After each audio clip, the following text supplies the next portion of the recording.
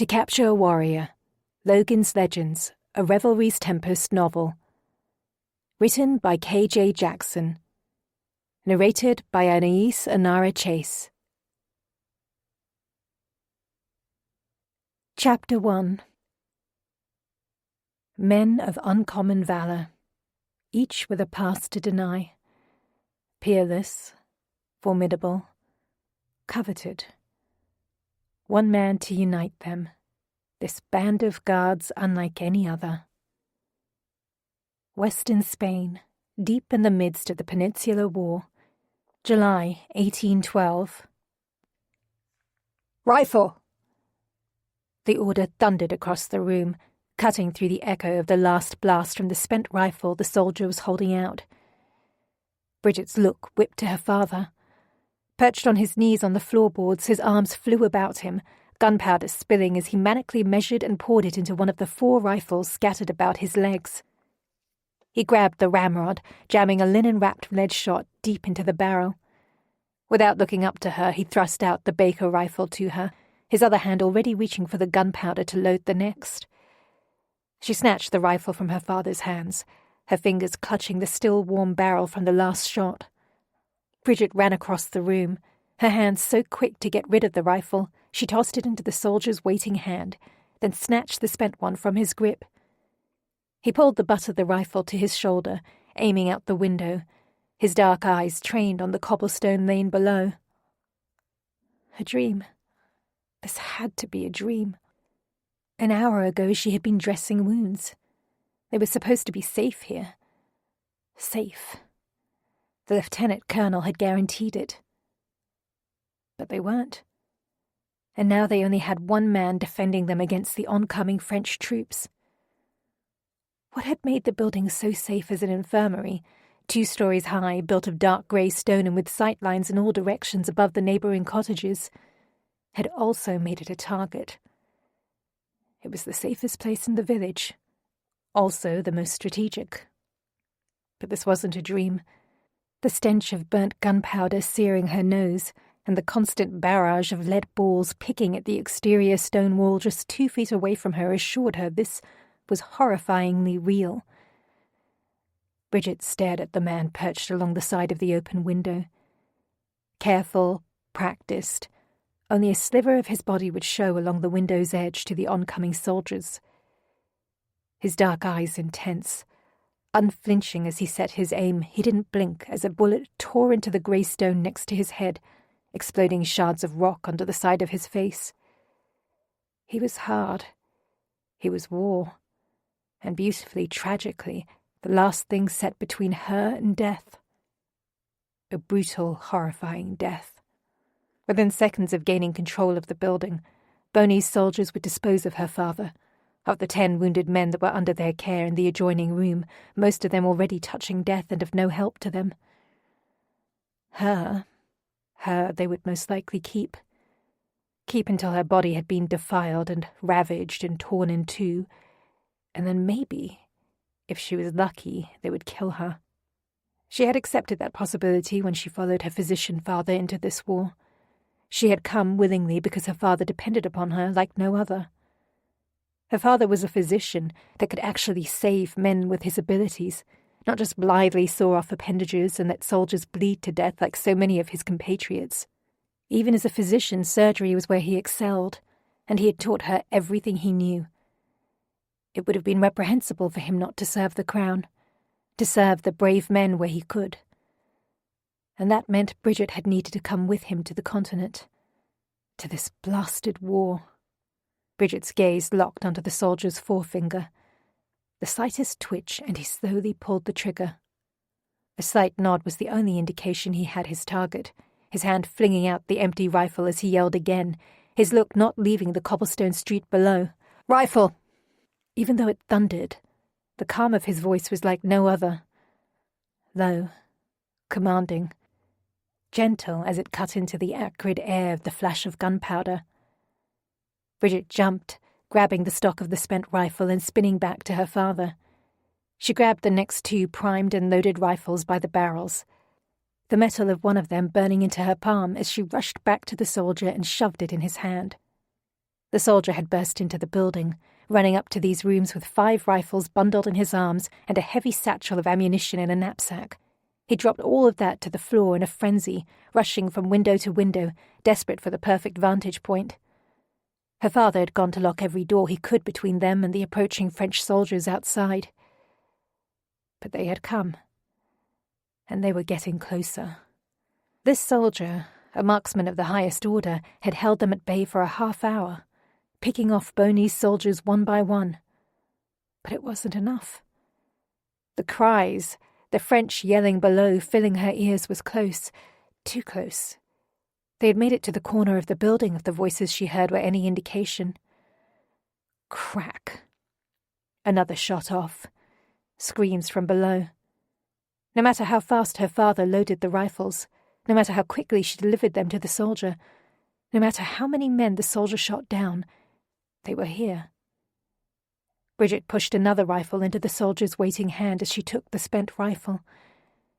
This time her hands were shaking as her fingertips touched his.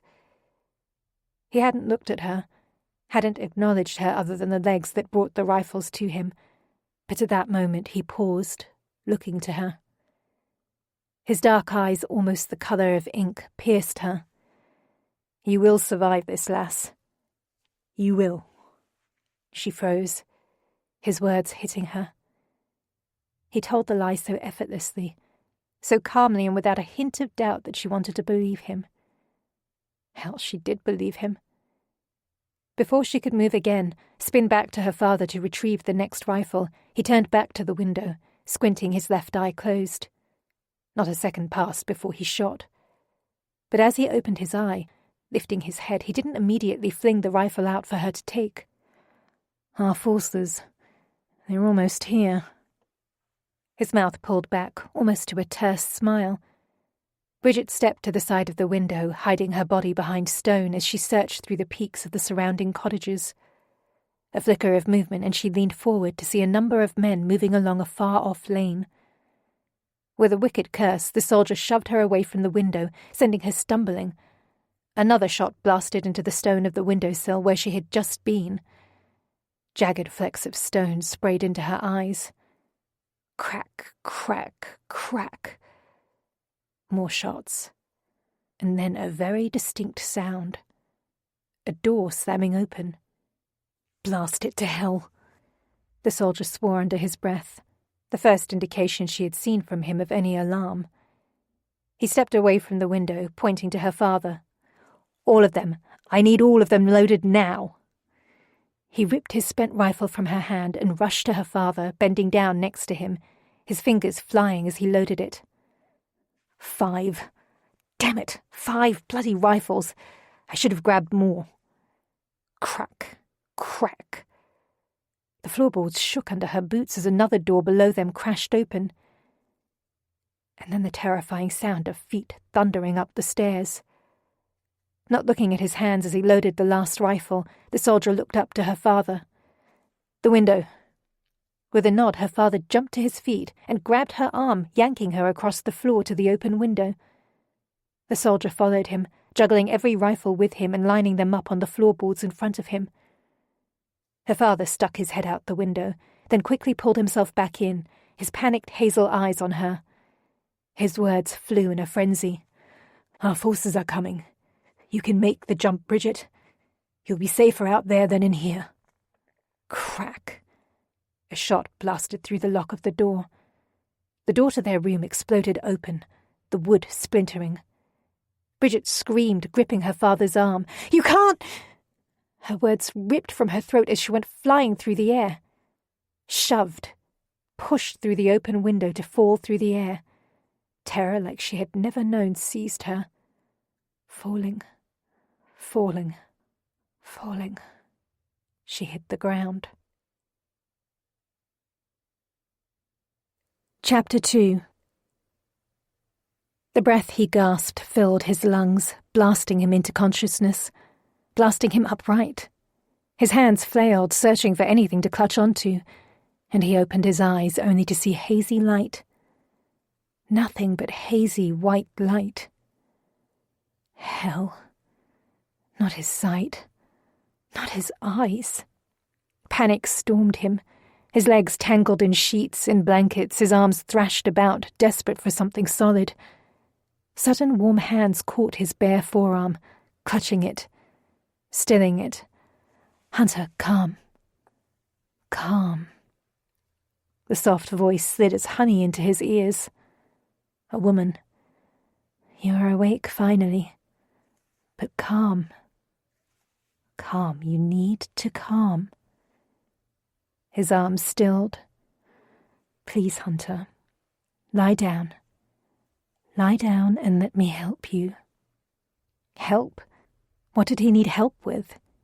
He needed to get back to that front line, to the men that would die because he wasn't there.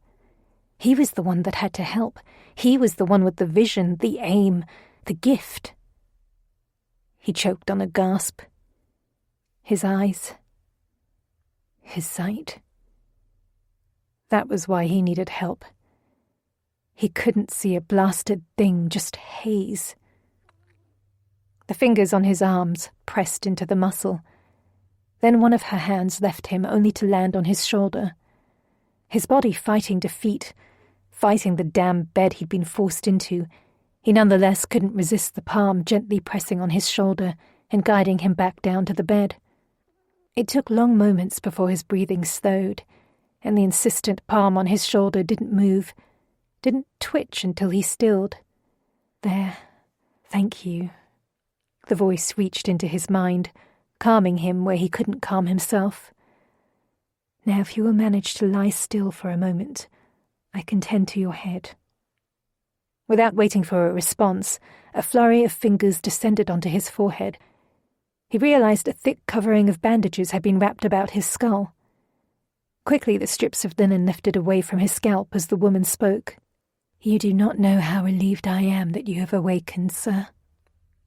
The last strip of linen moved along his temple and then lifted from his face, freeing his skin to the air. He opened his eyes, blinking again and again. A ceiling, white, plain plaster, an almost indiscernible crack running from the corner. His sight was perfectly fine, not harmed at all. He shifted his head to the left to look up at the woman tending to him.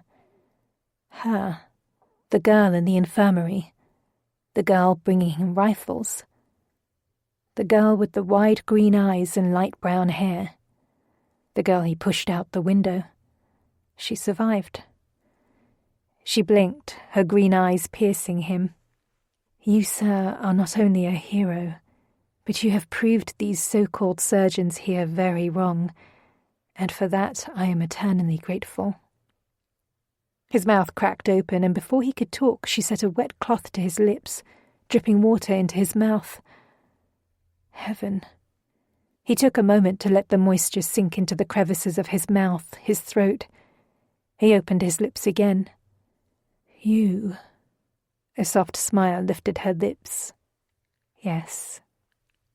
How are they wrong?" A frown quickly replaced the smile. "They thought to place you in the death room. They were not going to bother with you. I was to die.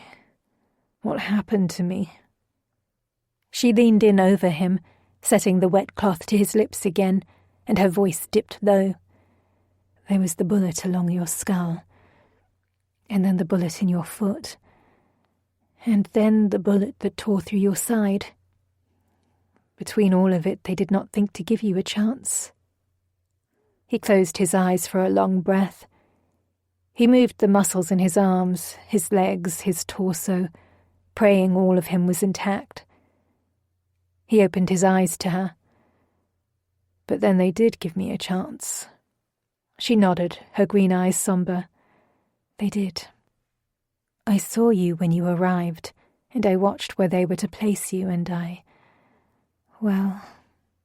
Her words trailed as the edges of her eyes crinkled in a cringe. "I threw what could only be considered the most obnoxiously ridiculous fit ever achieved in a battlefield infirmary. I had to validate the belief that many men hold in that women are hysterical creatures. But you are not hysterical." She shrugged. That was the first time. But it was worth it. It kept you from the death room, and that was all that mattered. I threatened to work upon you by myself if they did not do so. It wasn't until I reminded them who my father was and what I could do that they acquiesced. And truly you have been my main concern over the past 3 weeks. My other patients are all in the beds next to you. The throbbing all over his body had built up in force, painful, pounding pulses that made it hard to concentrate on her words. He sucked in air, seething out words. Pain. Why pain? Her brow instantly furrowed, and she leaned forward, fussing with the bandages still wrapped around the top of his head. Your head? The swelling finally receded around the wound 2 days ago, although I imagine it still throbs. Her frown deepened as she craned her neck to look down at his body under the sheets. Your side survived quite nicely as the bullet went clean through, so I imagine it is your foot. What happened to my foot? A bullet shattered the bones in your ankle after it tore through your foot. She visibly tensed, bracing herself. I made them remove the bullet, and I fear they should have just taken the foot, but they didn't. It has not been healing well. There is still infection. He nodded, his eyes closing as he focused in on the brunt of the pain racking his body. He was to be lame. He escaped with his sight, but also a leg he would never be able to stand upon properly again. And it would do no good to allow even a moment of deceiving himself on the matter. He looked to her. I assume I will have difficulty walking. Yes, it is almost certain. But one never knows. Her eyebrows drew upward. You appear to be rather accepting of the fact. I knew what could happen to me when I signed on to the Crown's sharpshooter regiment. But this is not death. It is not to the extreme that many, I imagine, in this hospital will have to deal with. The tension in her face shifted in that moment, the apprehension in her green eyes giving way to relief.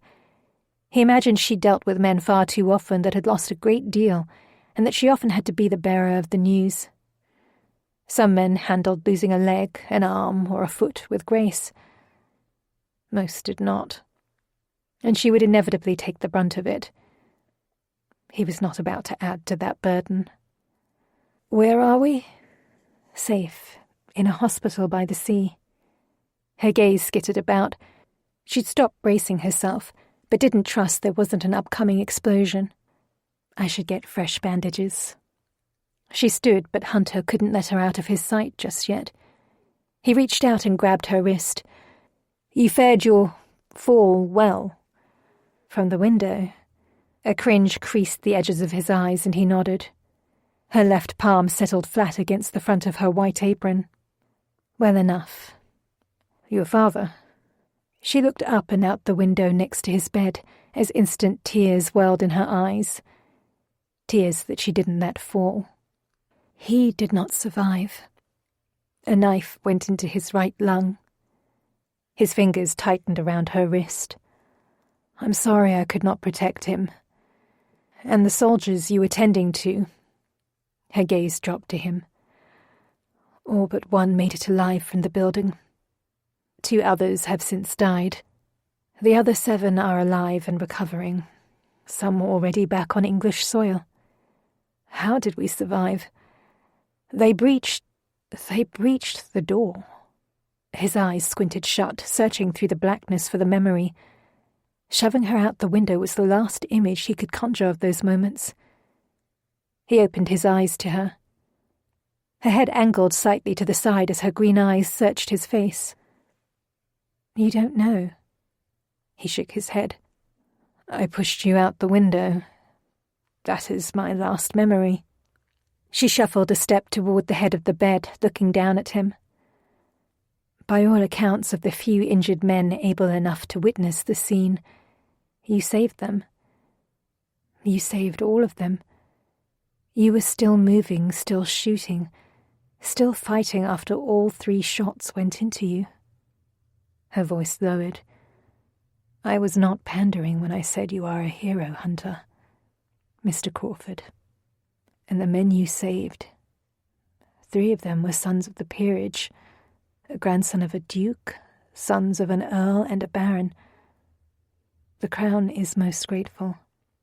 His eyes closed as he took in the news. Even with her words, all he could remember was the feel of the first bullet tearing into his side, and then nothing after that. He looked up to her, meeting her green eyes. "But your father died." Her lips drew inward for a long second, her eyes darkening, and then she exhaled, nodding. "What is your name?" For a long moment he thought she wasn't about to tell him. His fingers about her wrist loosened, dropping from her skin. Her eyebrows lifted, and she glanced quickly over her shoulder to the other men in beds before looking to him. "Eliza Wilson." "Eliza? I didn't hear your father call you that." "He rarely did." She leaned down, straightening the fold of the blanket draped along his chest. "I must go and get you tea and broth. You still have much to recover from, and I intend to see that you do." Her father had warned her against this, demanded this of her. Do not fall in love with a soldier.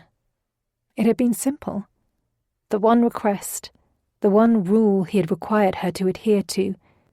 It had been the only condition for her to accompany him onto the continent, into the fringes of the war. Bridget had clung to that rule without fail. For all the men teetering on the brink of death, looking up at her as though she were an angel. For all the men that had their wits and their charm about them, looking up at her as though she were water in the desert. Promises of the world were constantly offered. But promises were not reality. Wounded soldiers needed someone to hold on to while they were in a sick bed. And then one of 2 things would happen. They would die, or they would abandon her and go back to their families, their fiancés, their wives, their children, their lives before the war. It wasn't hard to predict the future. Her father's rule had been an obvious necessity. Not falling in love had been easy, until her father had died. And the one man she had known, down to the bottom of her soul, she needed to save from an agonizing death, had woken up. Hunter. The moment she removed his bandages and their eyes locked, that was the moment when the one rule she needed to live by abandoned her. The moment when his dark eyes found her. That she had spent every day since then with him. 6 weeks of seeing his dark eyes light up every morning at the sight of her had not helped matters.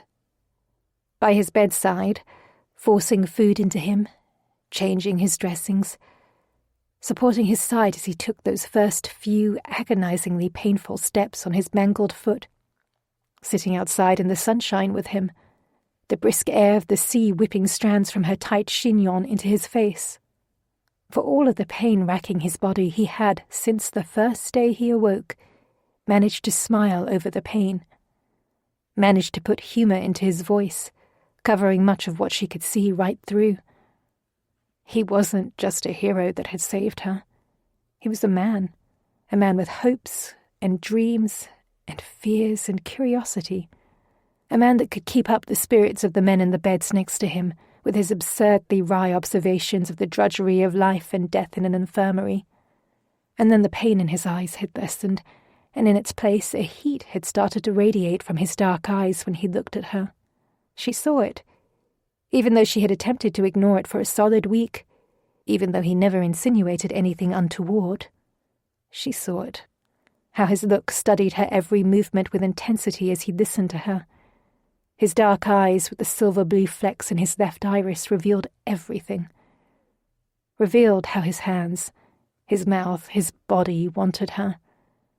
How he wanted to devour her. That heat he didn't attempt to disguise. Then he had kissed her, and her world had tilted.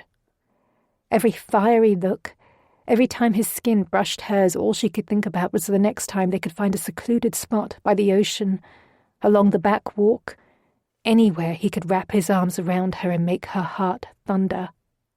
And then 2 days ago, Hunter had told her he loved her. For 2 days she had avoided it. They had been out by the sea, sitting on her favourite rocky outcropping and watching the latest ship from England cut across the choppy waters. The sun had nearly set and he had told her he loved her, wanted her for all of time. It had been both beautiful and crushing, and the only thing she could do was bumble herself away from him at his low words, his intense look slicing into her as she left him. It was the one rule. The one. Do not fall in love with a soldier. But her father was dead, and Hunter was very much alive. Bridget's feet stopped at the door and she looked up at the front white stone facade of the abbey that had been converted into a hospital. She was ready. Ready to tell him. She took a deep breath, setting her hand on the door handle. She was going to march in there, up the stairs and into the recovery ward, pull him into the nook by the stairs and tell him that she had him in her heart just as fiercely as he had her. Tell him everything she had hidden from him. The door opened in front of her, jamming into her knuckles. "Miss Wilson, I apologize. I did not injure you." Bridget stepped back from the door, looking at Randolph and the black eye he had received yesterday from the wild elbow of a man losing his foot. A young surgeon's apprentice, Randolph was her age and a half-head shorter than her, and he had arrived at the hospital 4 weeks ago, from Sussex. He had latched onto her after discovering who her father had been. Randolph already had much book knowledge on the human body, but he was squeamish and far too timid when the sores came out, something she sympathized with far more than the surgeons and physicians at the hospital did. She remembered well how wretchedly difficult it had been the first time she had helped to hold a man down as her father sawed off his leg. But she had been much younger, 13, when her father had decided she could help with patients. She'd had years to harden herself against the screams and the blood. Randolph had not, though he was quickly learning. Bridget shook her head, her knuckles stinging. "No, my hand is fine. How is your eye?" He shrugged. "I can see out of it today, which is an accomplishment." He held the door for her. "Are you on your way out? Were you here all night?" Bridget squeezed past him through the doorway. "No, there are some more men that should be arriving this morn, and I was sent down to determine if they are near." Bridget nodded. "I will see you inside, then." Spinning from Randolph, she moved quickly to the stairs to escape him. While she liked the young man, for the conversation she was about to have with Hunter, she preferred as much privacy as she could muster in these tight quarters. Smoothing the front of her long apron along her stomach, she bounded up the steps to the expansive ballroom on the second level that had become the main ward in the abbey. She saw it immediately. The empty bed by the window at the far end of the ballroom. The last bed in the long row sat empty, white sheets crisply turned down and waiting for a new patient. Her gaze flew around the room, searching faces. Hunter was not in any of the 40 beds. Time slowed, and she stood there, searching the faces again and again, searching the empty bed for Hunter to suddenly appear in it. Randolph passed by her, carrying a bundle of bandages. Her hand whipped out to grab his forearm and stop him. "Randolph, where is Lieutenant Crawford?" Randolph spun back to her. "Lieutenant Crawford?" He glanced back over his shoulder to the empty bed at the opposite side of the ballroom. He looked back to her. "He moved out of the ward. I saw him leave." "Moved out?" Her forehead scrunched. The next ship back to England wasn't due for another week. She shook Randolph's arm. "As in he was sent back to England on a ship." His eyes darkened. "No, Miss Wilson. No, there was no ship." "Then they moved him to some other location. Where did they move him to?" Randolph shook his head, a frown taking over the bottom half of his face. "No, Miss Wilson, as in he left. Back to the field, maybe, though he wouldn't be welcome in any regiment with his foot as it is. Maybe he joined a ship going elsewhere, I don't know. I only know he left. I passed him as he went." "Did he leave a note for me? A letter? He must have left something." Randolph's cheeks lifted in a grimace. "No, Miss Wilson, not that I know of." Her fingers slipped from Randolph's forearm, slipped and dangled numb to her side. Her breath lodged in her throat as her eyes travelled to the empty bed. He had been fine when she had left him last night. Fine. Smiling. His hand squeezing hers, unwilling to let her go. In a daze, she moved across the room to his bed and searched the sheets, the table, below the bed, desperate for a note, the smallest scrap of paper that he would have left for her. Nothing. But he had been fine. Normal, adoring her, teasing her. Fine. Had he been hiding it? Hiding his escape from her? His plans to abandon her? Her head shook near to a shiver. No. He was fine. Or he was gone. Her gaze focused on the pillow that had cradled his head not hours ago. "Do not fall in love," her father's voice echoed, pounding in her head. "They will love you until they don't need you any longer, Bridget. They will dismiss you without a backward glance." There was a reason for her father's rule. A good reason. A reason she should have respected. Chapter 3. London, May 1815. Hunter ducked his head down, moving as nonchalantly into the building as his tall frame would allow.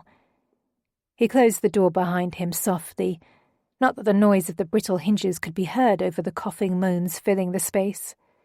His chin to his chest, he searched the large space without lifting his head, his eyes drifting across the rows of people in the room that stretched to the full depth of the building.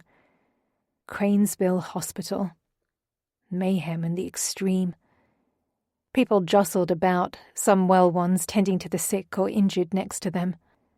Blood and phlegm splattered to the hay covering the ragged wood floor. Arguments erupted from all corners. People in pain. He was no stranger to St. Giles. He had spent far too much time in the area after he arrived back from the continent. But this he was unprepared for. A confluence of the sick and squalor, of the wails and stench. The putrescence of the whole area stuffed into a tiny pocket. And this was just the entrance area of the sick house. 3 more levels loomed above him, teeming with the downtrodden. He had hoped to find Aldair in this main room, but a quick scan of the large room told him he would not be so lucky. Hunter was not particularly enamoured with the idea of searching room to room for his friend and fellow guard at the Revelry's Tempest gaming hall, though that was what needed to happen next. He stepped further into the room, picking his way through standing bodies jostling for spots on the benches. At the stairwell to his left, 2 women, the first one tall and hulking, emerged and immediately started walking toward the back of the room, stepping over the limbs and legs stretched out in between the wooden benches scattered about. Hunter quickly moved to the stairwell, thinking to move up to the next level unnoticed, when the second woman's voice cut above the din. He stopped. "All this has happened in the few hours I have been gone? Has no one been working, Marjorie?" Hunter stopped at the entrance to the stairwell, staring at the back of the woman's head. A black cap covered her hair, the strings of a long white apron knotted at her neck and waist with the stark white ends hanging down along the back of her black dress. Her voice was scratchy, as if she were a man that had spent the night at a club with cheroot after cheroot and a healthy decanter of brandy. Scratchy but oddly familiar. So familiar he veered from the stairwell and followed their path through the sick and injured. Yes, but it was unexpected how many arrived this morning. The tall woman turned to the shorter one as they walked. "There is a cough that is sweeping Lacey Street. You were gone much longer than anticipated, Bridget." The women shuffled along the room, the shorter woman with the black cap pausing, bending down to whisper to people, creating order where there was none in her wake. Hunter kept his distance but remained close enough to hear them. "Yes, Bornstein kept me far longer than he should have." The shorter woman stopped, setting her fingers along the obviously swollen neck of a young boy propped next to his mother.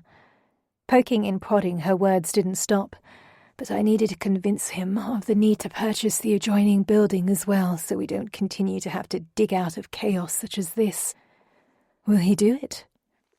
He is actually considering the proposal, as far as I can determine. One never knows with Bornstein. Her hand lifted to swing around her as she stood from the boy and continued to walk to the rear of the room. Yet I should be able to be gone for days, and this place should still be able to run efficiently. If we cannot handle even a morning without me here, how are we to support the extra space the adjoining building will give us? His attention on her voice drawing him closer and closer, Hunter didn't see the legs stretched out in front of his feet. He tripped, stumbling forward as he tried to stay upright and avoid landing on a little girl cowering to her mother's skirts. Both women spun around at the noise, and Hunter landed hunched over, one hand gripping the bench next to the little girl. With the slightest lack of grace, he had landed with both of his feet on the ground. He straightened himself slowly, afraid to look up. A breath to steady himself, and he forced his eyes upward to the women. All air left the room. Hell. It was her. Eliza. Except there was no Eliza. He had damn well searched the land over for Eliza Wilson, and the woman didn't exist. Never had. Who the hell was he looking at? Strands of her light brown hair peeked from beneath her dark cap. Her green eyes just as big and as bright as spring buds, just as they had been 3 years ago on the continent, stilled every muscle in his body. Her mouth agape, she stared back at him. Her air was gone, just the same as his. The tall woman next to Eliza politely coughed into her large curled hand. Hunter couldn't move. Neither could Eliza. The tall woman coughed again. This time Eliza jumped, spinning to her, her eyes blinking furiously, her look swiveled back and forth from Hunter to the woman. "Marjorie, will you excuse me for a moment?" Her gaze ran scattered around the room. "Pull Randolph down from the 3rd floor and tell him I need him to restore order in here, please. He can only hide up there for so long."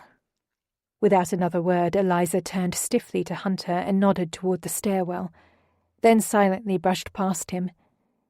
He followed, surprised his feet were able to move after her, for the rest of him was still frozen in shock.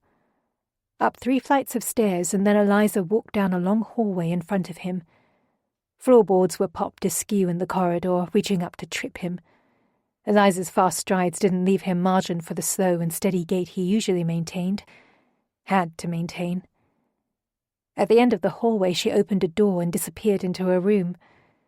Ducking under the short frame of the doorway, Hunter had to stay slightly bent under the angled wood rafters until he made it to the inner wall of the room, where the ceiling was higher. By the time he stopped, Eliza had moved around him and closed the door.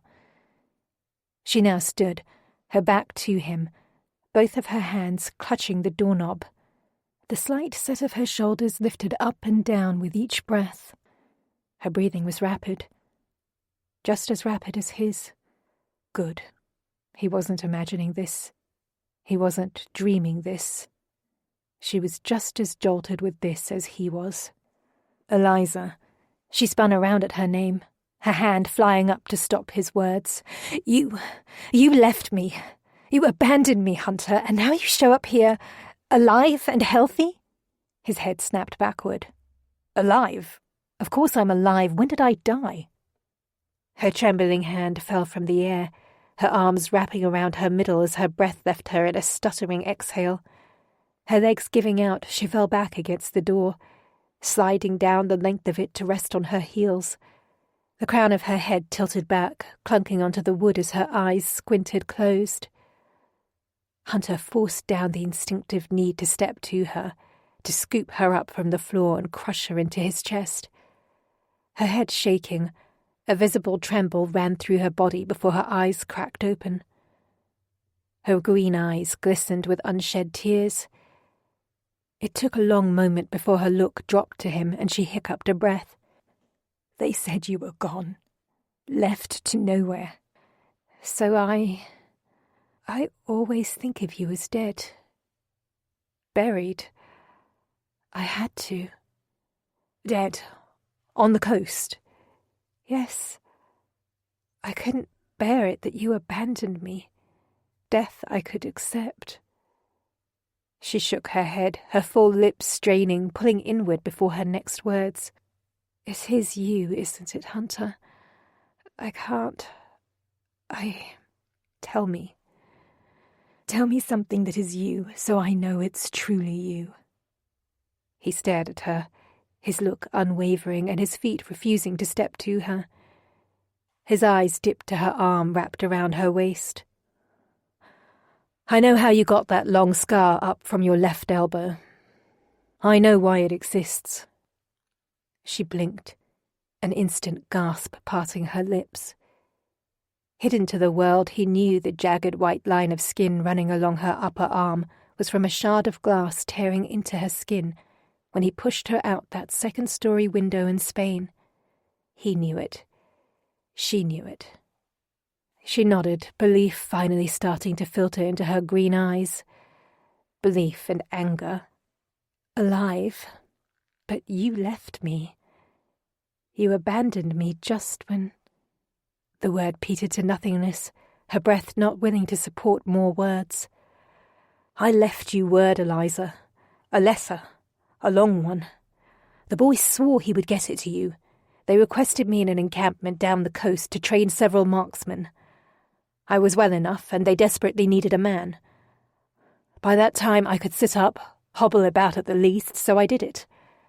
But I never would have agreed if I had known when I got back to the hospital that you would be gone. Never. The last word tore from his throat, ripping open the rage, the loss that had seized him that day he arrived at the hospital to find her gone. Hunter, I followed you, Eliza. Followed you on the next ship to England. And I have scoured this land to find you. His eyes narrowed at her. Because I have been searching for a ghost. No, not a ghost. Someone that never even existed. I had no way to find you, Eliza. The only Eliza Wilson on English soil is a little old lady in Cosgrove. So you're not Eliza. What did that woman downstairs call you? Bridget? She cringed at his words, cringed at the anger palpitating in his voice. It took her a long moment, but she finally shifted, straightening her shoulders and pushing herself up along the wood and then off from the door. She moved across the room and planted herself in front of him. No, my name is not Eliza, Hunter. It never was. That was the name my father made me use with all the patients. He didn't want them to know who I was. It was one of the barriers that he insisted upon. Bridget is my given name. Barriers? His tongue curled around the distaste of the word as though he had just licked the heel of a boot fresh from London streets. I was going to tell you, Hunter, that day you disappeared. I was set to tell you my name. A sarcastic chuckle barked into the room. Of course you were. The edge of his mouth lifted almost to a sneer. Do you know how long I searched for you? The madness I drove myself to. Her arms folded across her chest, her voice setting into a low tone. The barriers were there to protect me from exactly what happened. The only problem was that my father wasn't there to stop me from falling for you. Do you think you were the first man that attempted to woo me from a sickbed, Hunter? No. He refused to let her ire cut into his outrage. But was I the first man to save your life? She blinked, her mouth stretching into a tight line. Yes. He leaned forward, his eyes skewering her. So you at least owed me that. Your name. Shaking her head, she took a step back and turned from him. She walked over to the small square window at the front of the room, her black cap brushing along the rough-hued rafter that angled down above her. Long breaths passed before she spoke, her voice now a shadow of what it had been a moment ago. Of course I owed you that, Hunter. What were we, Bridget? I thought... He paused, clearing his throat. His voice went rough, cracking with the question that had haunted him for 3 years on his tongue. Was I just another patient to you? Just another man you took pity on, pretended affection with to make him well? Her shoulders lifted, tensing with the question. She didn't turn around to him, her words echoing off the window back to him. I promised my father. It was the one condition he had for me to accompany him to the continent. Don't fall in love. Anything else I did was fine, but he made me swear not to fall in love. He knew. He knew that the place where we were travelling to was full of death and blood and destruction, and would have the ability to rip my heart to shreds. Her fingers lifted, pressing onto the glass. He knew men would be dying, desperate, would do things they would not in their right minds. He knew they would promise me the world and then return to their lives, their families, and I would be forgotten. Banished to the wasted lands of war, banished to memories best forgotten. She spun to him, her hand lifting to her face. She swiped away a tear, or at least he thought it was a tear. She was too quick to see it for certain. I kept that oath to my father until you, Hunter. You were the only one. And my father was right. I never should have let my heart go there. Never. It ruined me. Those days ruined me. You ruined me when you abandoned me. The devastation in her green eyes welled as her look cut into him. Pain that could only be born from love. At some point she had loved him. Loved him enough to be looking at him with that much torment in her eyes. In that moment everything sank away. All his doubt, frustration, and anger from the last 3 years sank away, for he was looking at the woman he had loved. Had never stopped loving. He took a step toward her, searching for words when the door swung open. A man stepped into the room, his overcoat of bright purple with orange trim flashing, swallowing the air in the tiny space. The few dark hairs on his mostly bald head were slicked back, a factitious grin on his face. Hunter recognized him instantly. Bornstein. Murderer. Thief. King of St. Giles, or at least his corner of the squalor.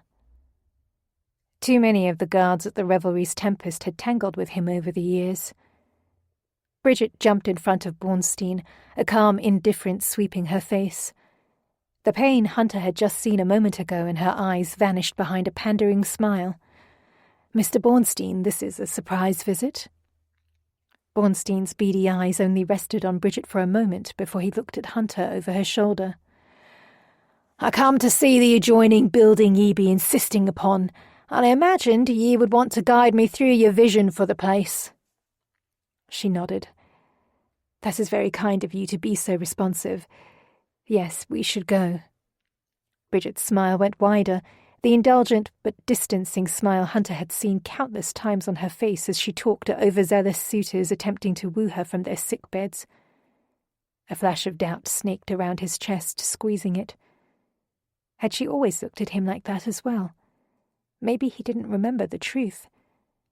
Maybe he remembered only what he wanted to. No. What he saw in her green eyes a minute ago was not pandering, was not false. Bridget took a step toward Bornstein, her hand brushing into the air to usher him out the door. Bornstein didn't move with her, instead turning to Hunter. "Don't I know you from somewhere, friend?" Hunter's muscles coiled, but he stilled himself, offering up only bored nonchalance. "No, I cannot say that you do, Mr. Born?" He looked to Bridget. "Bornstein." She filled in the name. "Please, Mr. Bornstein, I am sure you saw the many people I must tend to downstairs. If I may be so bold as to suggest that we must hurry this along?" Bornstein ignored her, taking a step toward Hunter. "What are you doing here, friend?"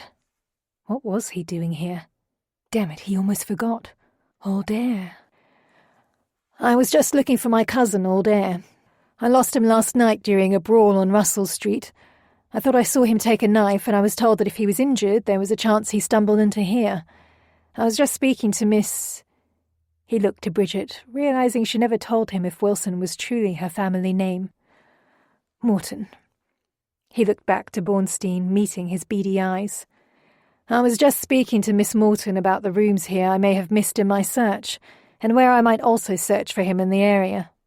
My cousin is tall, my height, brown hair, a bit broader.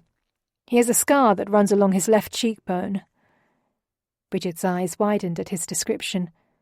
Bornstein nodded and then looked to Bridget, his voice casual. Too casual. "I assume you didn't find his cousin?" She had already hidden her surprise by the time Bornstein's eyes reached her. She gave a slight shake of her head. No. The hairs on the back of Hunter's neck spiked. Bridget's reaction. Bornstein's nonchalant inquiry. Hunter moved toward the door, wedging himself in between Bridget and Bornstein. "I imagine then that my cousin is in Augusta. If you will excuse me, I will need to continue my search." With a slight bow of his head to both parties, he moved out the door. His look stopped on Bridget. "Thank you again for your assistance, Miss Morton. I appreciate your time." "I was happy to assist. 'Tis a Mrs. Morton, sir, not a miss." Bornstein cut her off, his eyes calculating on Hunter. Without a blink, Hunter looked at Bridget and inclined his head to her. "Mrs. Morton?" He turned, walking away with as much steadiness as he could muster. Mrs. Morton. Married. Eliza, Bridget, was married. He nearly stumbled, then sent all his concentration to his feet. Slow and even steps. Nothing to betray his foot.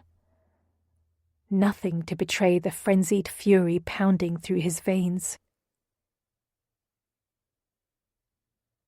Chapter 4. She shouldn't be doing this. Stupid. Truly it was. Dangerous.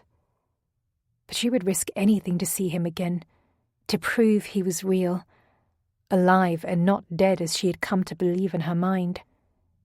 Bridget stared up at the front facade of the building she had been directed to, her toes tapping on the bottom stone step. The Revelry's Tempest. It sat enormous and elegant in pale, thick-cut stone, though just as nondescript to her eye as all the other townhouses on the block. Expensive. She could recognize that of it, though it seemed an odd place for a gaming hall. Even with her father's sufficient funds, hers was never a world of fancy carriages and fine silks. Hers had always been a world of medicine and broken bones and blood. As he had exited Cranesbill Hospital, Hunter had stopped Marjorie and had discreetly shared the name of the establishment where word could be sent if his cousin appeared.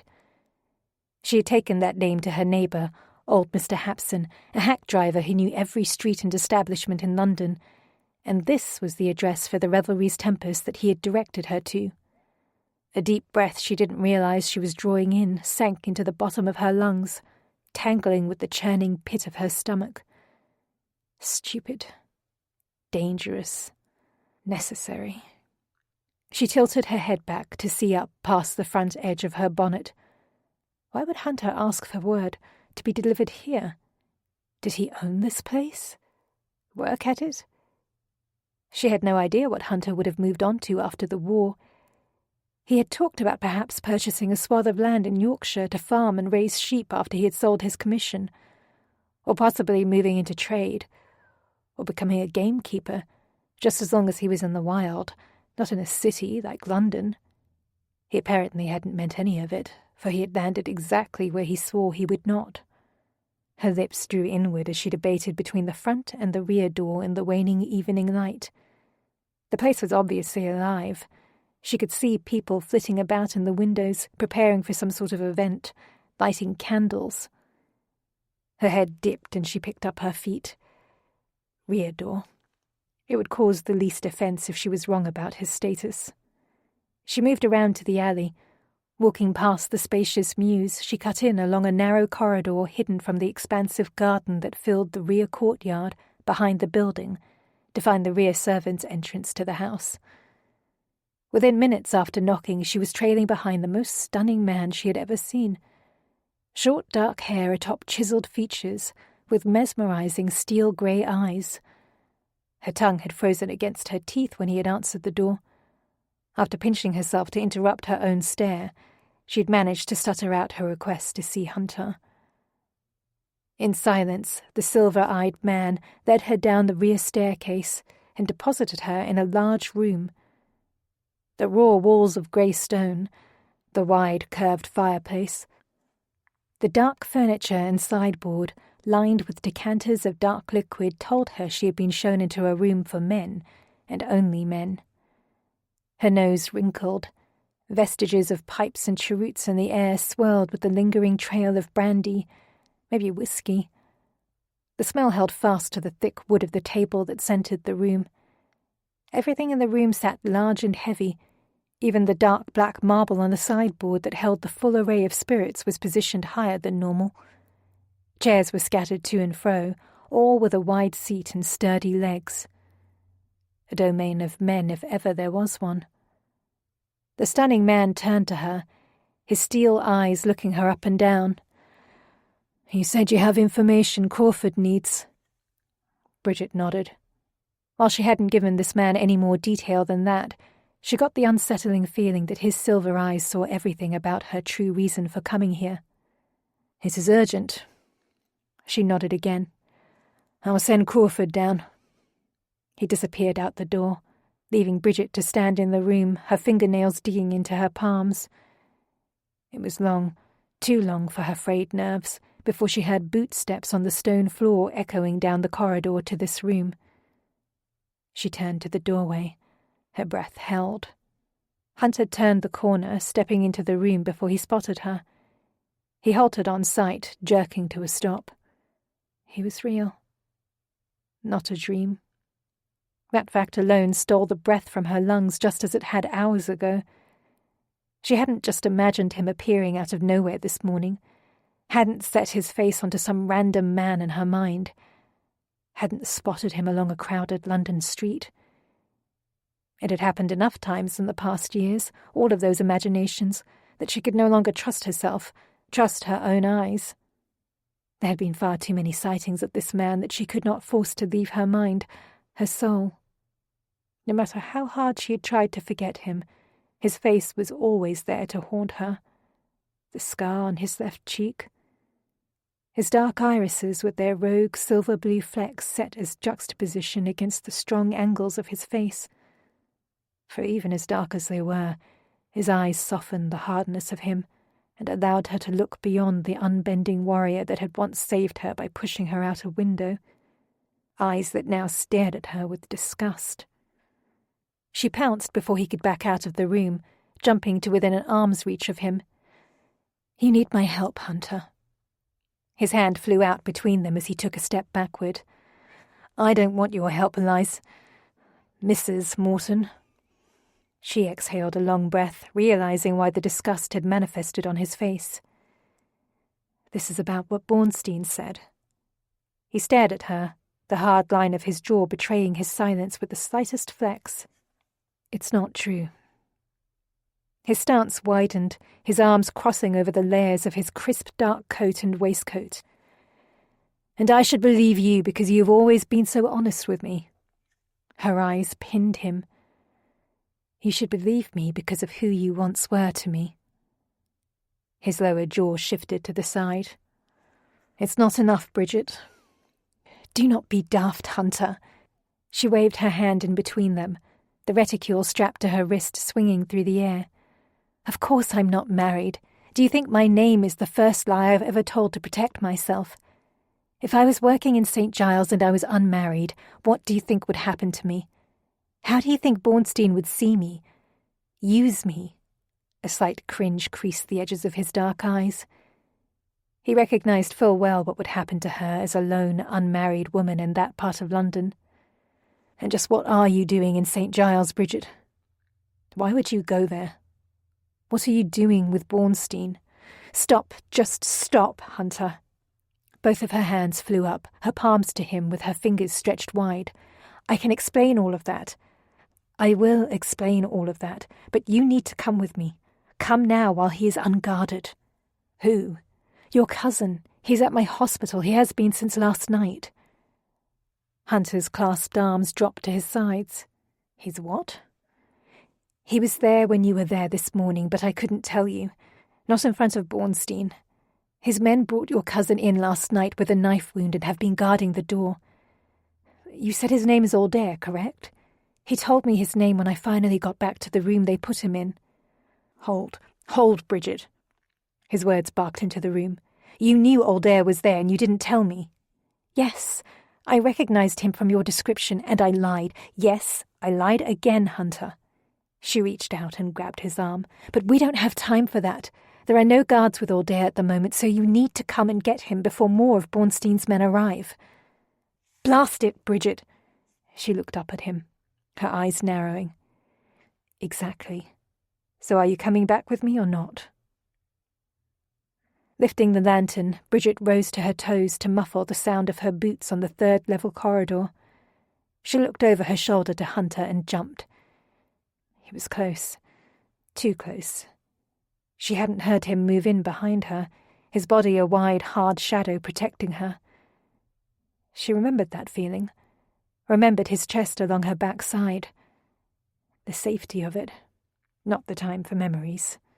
She flicked her head forward, her voice dipping to a low whisper.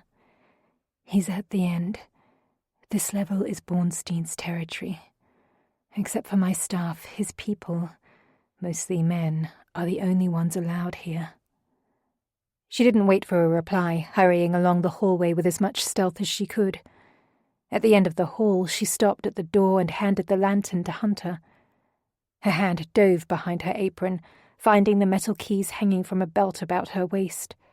Her fingers quick and steady as they always were under pressure, a trait her father had always commended her for, she unlocked the door. They stepped into the tiny room and closed the door, the lantern casting shadows about the crumbling plaster walls. A figure on the bed rustled but did not sit up. Is it him? Yes. Can he walk?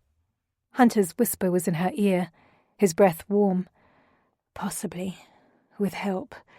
The knife went into his stomach, so he's in pain. She took the lantern back from Hunter. Don't carry him. Make him walk. It will draw less attention downstairs. Without attempting to first rouse Aldair, Hunter grabbed his shoulders and pulled his cousin upright. Scared awake, Aldair started to yell, his body twisting to fight, and Hunter clamped a hand over his mouth. Bridget lifted the lantern to Hunter's face so Aldair could see him. The man instantly stilled. Hunter dropped his hand from Aldair's mouth and flicked his head toward the door. Aldair nodded, shifting on the bed, seemingly unconcerned that he was shirtless and had wide bandages stained with a large swath of blood wrapped around his torso. Hunter grabbed Aldair's wrist and slipped it over his shoulder, then slid his arm around the back of Aldair and heaved him to his feet. Bridget spun, opening the door and checking the hall for Bornstein's men. She motioned with her hand to Hunter and they started down the corridor, her in the lead with the lantern. Her breath held, she eyed the end of the hallway. She hadn't thought it would take this long to retrieve Hunter and come back to the hospital. That Bornstein's men hadn't already returned to their position at the end of the hall was a gift. They would be back soon. She ticked through the men and the two women that were currently recovering in the rooms on either side of her as she passed doors. Two with head wounds, one woman burned by an errant chunk of coal, one with a hand mangled under a coach that she'd had to saw off. Two with broken limbs that Marjorie had reset. The other woman coughing blood. In all, it was half empty, an unusual change for this level of the hospital. It was the first time in weeks that they didn't have to double up patients in the tiny rooms. The door to her left opened, almost hitting her in the nose. Her feet slid to a stop and she grabbed the edge of the door with her free hand before it smashed into her face. Stepping out into the hallway, Randolph hopped a step backward at seeing her. "Bridget?" His look flew up over her head and his eyes widened. "Bridget, is that the—" She stepped forward, motioning Randolph back a few steps so she could close the door to the open room. Randolph had always been thin, too thin. It made for slower surgeries, more time in agony under the saw for patients. But Randolph was also tenacious. He had been since she had met him at that hospital in Spain, and he had proved himself an asset time and again to the hospital. For as much as she relied on Randolph and his skill at the hospital as a surgeon, She didn't want him to get entangled in what she was doing. She kept Randolph out of all the dealings with Bornstein to protect him, and for his sake, she needed to keep it that way. Her hand left the doorknob and she took another step forward, almost touching Randolph as she drew his attention back to her. "That is none of your concern. None of my none, Randolph." He shook his head, his enormous sunken eyes level with hers. "If this is what I think it is my concern because Freddie Joe is on his way back up here. I sent him down for water." Hell. The blasphemy slipped out under her tongue. Boots clunking on stairs echoed up the stairwell. "I will hold him on the stairs." She grabbed Randolph's arm, shoving the lantern into his hand. "Bring them upstairs and then out to the roof. Take them down the back stairs." "But those stairs, that's a ladder, Bridget, not stairs." Randolph pointed over her shoulder.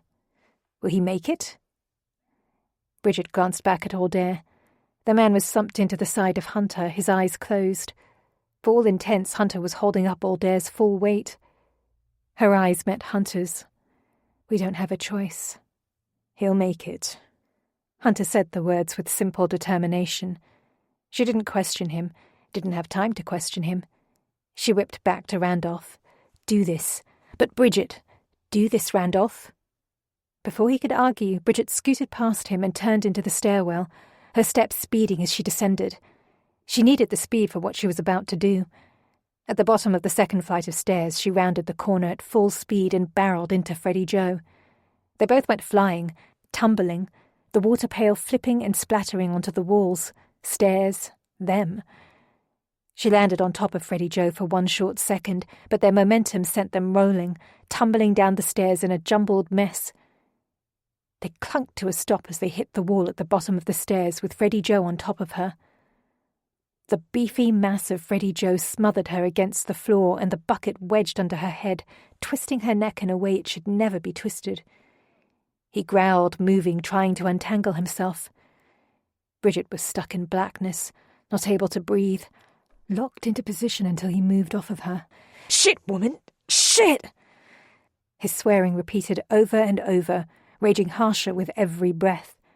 The meanest of Bornstein's men. Her luck could have been kinder in delivering a different man to blast into. Freddie Joe managed to untangle himself enough to roll off of her, and in the sudden absence of his hot weight she felt a stinging slice across the side of her ribs.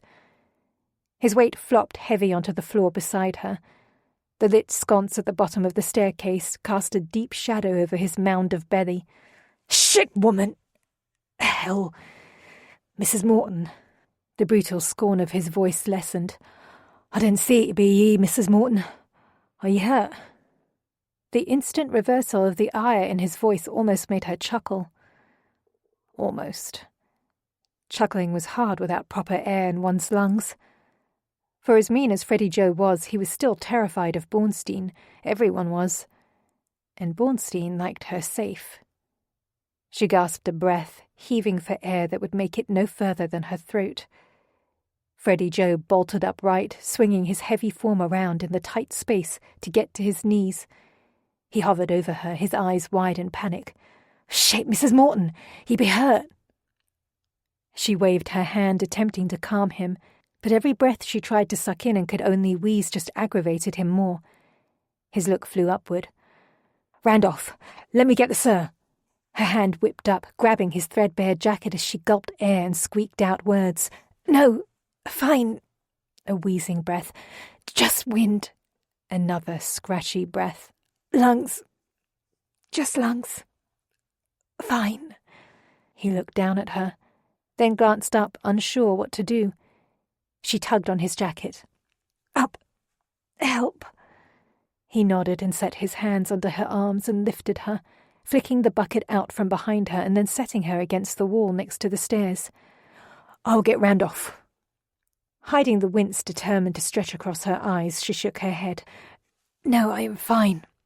Water." She had to pause to draw another half-breath. "Get the water." "He be positive, Mum." She nodded, her hand flattening onto her lower rib cage where the air could not reach. "I will be. Just a moment." He drew back slowly, eyeing her as if he had just broken Bornstein's most prized possession. His eyes unsure, he grabbed the handle of the bucket and scooted backward on his knees until he had room to gain his feet. He stared at her for a long moment. For a torturous long moment, Bridget had to hold a reassuring smile across her lips. With a nod, he turned and moved out into the main level of the hospital. She waited until the sound of his boots disappeared out of the stairwell, and then she shuffled herself along the wall to look through the doorway into the main room of the hospital. All was quiet. Reaching up with her left hand, she grabbed the corner of the wall and pulled herself to standing. The stretch of her arm angered the stinging pain along the side of her torso, and her body twisted, her upper arm clamping down along the side of her rib cage. The pain sent her legs to trembling, and she had to lean against the wall, sliding her body as smoothly as she could out into the main room for incoming patients. She looked about. It was as peaceful as it usually was at this time of night. A few stragglers from the day lay sleeping on several long wooden benches, but it was not yet deep enough into the night that the place had crawled alive with the drunks and fighting idiots. Freddie Joe would have gone out the front door to the well across the street, so she veered toward the back door, each step sending a shock of pain running up her spine and threatening to send her to her knees. She looked down. Blood on her apron. That wasn't unusual. What was unusual was that this was the clean apron she had put on as she had entered the hospital with Hunter. This was fresh blood. Her feet slowed as her right hand reached to her rib cage, fingers searching. Warmth oozed around her knuckles. Blood. Ripped fabric. Freddie Joe's blade. Hell. He always had that blasted steel hanging open and threatening the world from the snatch of a leather scabbard at his waist. Pulling her hand free from her side, she swallowed hard and quickly wiped her stained fingers on her apron. Ignoring the pain, she set her head down and weaved around the benches. She had to make sure Hunter had made it from the building before she did anything else. Reaching the back door, she opened it, moving into the darkness of the alley. The stench of the open air hit her. Stench that she usually could stomach, but not at the moment, not when pain was punishing her body with every step. Her head swiveling, she searched into the darkness in both directions, a lone flame from a lantern hanging by the back door, offering the only light shining into the shadows. Empty. She looked to her left, her eyes frantic in the darkness to find the outline of the ladder that was bolted to the back of the next building. No movement. No inert body on the ground. They must have made it down. If Hunter was smart, he would be a block away by now. Everything within her screamed at her to leave it be. Leave it at this. Leave it with him disappearing into the night. Hunter needed help. She would help him. She always would. But to follow him? To seek him out? She needed to stop now. Stop before she fell fool to things that would only destroy her heart again. He abandoned her. She couldn't forget that. Couldn't chance believing him that he left a note, that he searched for her. What she needed to do was turn around and go back into the hospital. She had a blasted knife wound across her side that was bleeding and demanding attention. Except she needed to know. She needed to reassure herself that he was gone. Safe. Bridget turned to her left, moving along the alley. Whether it was the darkness or the refuse littered upon the ground, or her head that was quickly beginning to spin, her usual rock-solid steps faltered, her toe dragging on the ground as she stumbled to the side. Catching herself on the brick of the building to her left, she refused to stop, her hands following her footsteps along the wall, her fingertips grinding into the crevices to support her until she reached the end of the alley. With 5 steps left in the alley before the opening to the street, a figure jumped in front of her from the shadows. "I'll be taking your purse, Mum." His voice squeaking, a boy 2 heads shorter than her advanced at her with a blade flashing. Damn it, she didn't have time for this. She stopped, pushing herself off the wall. Her stance went wide as she straightened her spine, her hands going to her hips. "Who do you run with, boy?" He halted, his arm lifting, the blade pointing at her, his voice pitching higher. Your purse! Know who you're about to steal from, boy. Her voice took on a hard edge. Now who do you run with? He took another step toward her, within striking distance now if he was quick about it.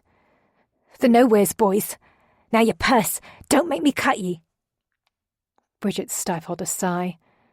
The nowheres boys had haunted the edges of this street for quite some time, though they had never moved directly into the territory. What's your name, boy? No name, just your purse. The boy lunged at her. Bridget jumped to the side, spinning, just avoiding his blade sinking into her upper arm. He was already swinging around, the blade flashing by the time she found footing. Her hand flew down to catch his arm.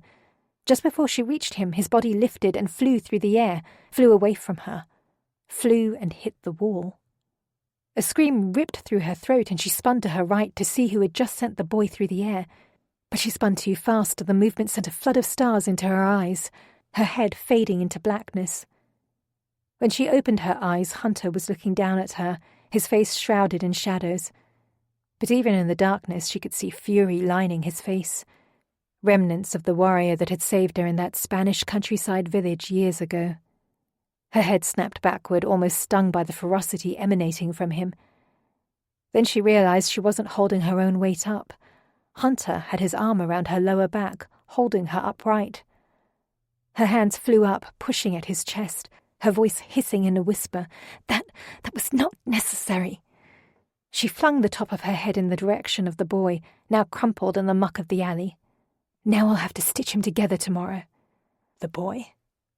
Hunter's words were an equally harsh whisper as he started moving, half dragging, half carrying Bridget out of the alleyway. He'll show up at the hospital. He will. He's one of Bornstein's boys. Keep your head down. We need to get out of here. They stepped out into the main thoroughfare, and Hunter yanked her tighter to his side, blending in along the edge of the busy street as he walked them with a casual swiftness that belied how fast he truly wanted to be walking.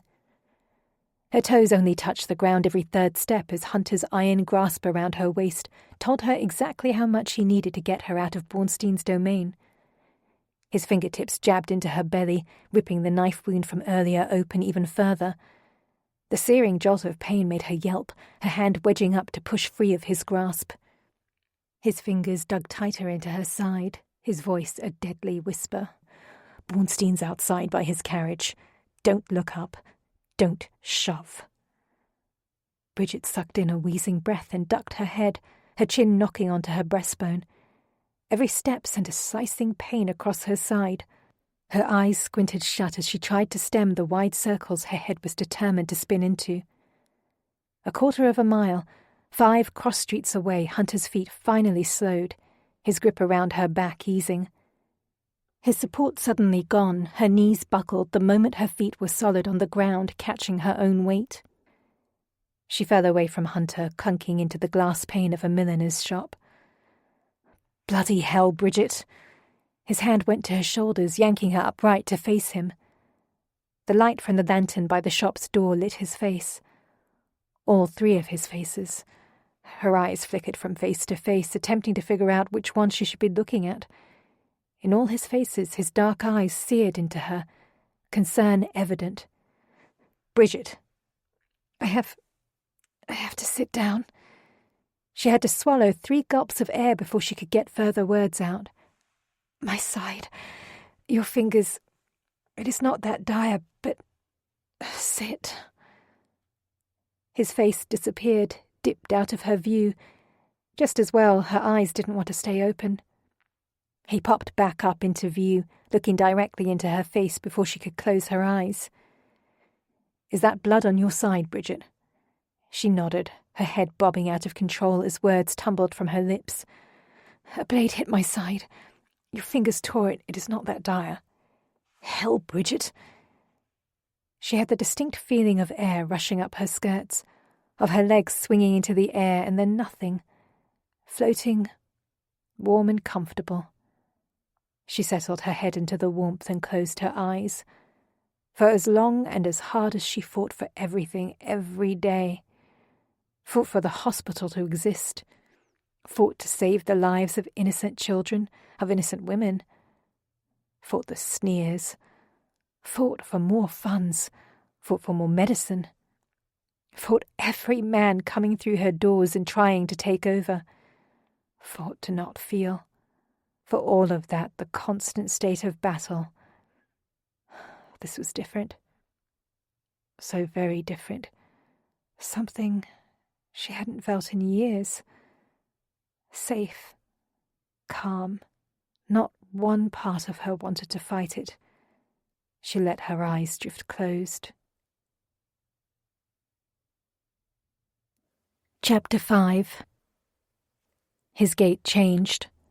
Not quite asleep, but floating just far enough into the darkness to be above the pain, Bridget had become accustomed to Hunter's gait in the past 15 minutes.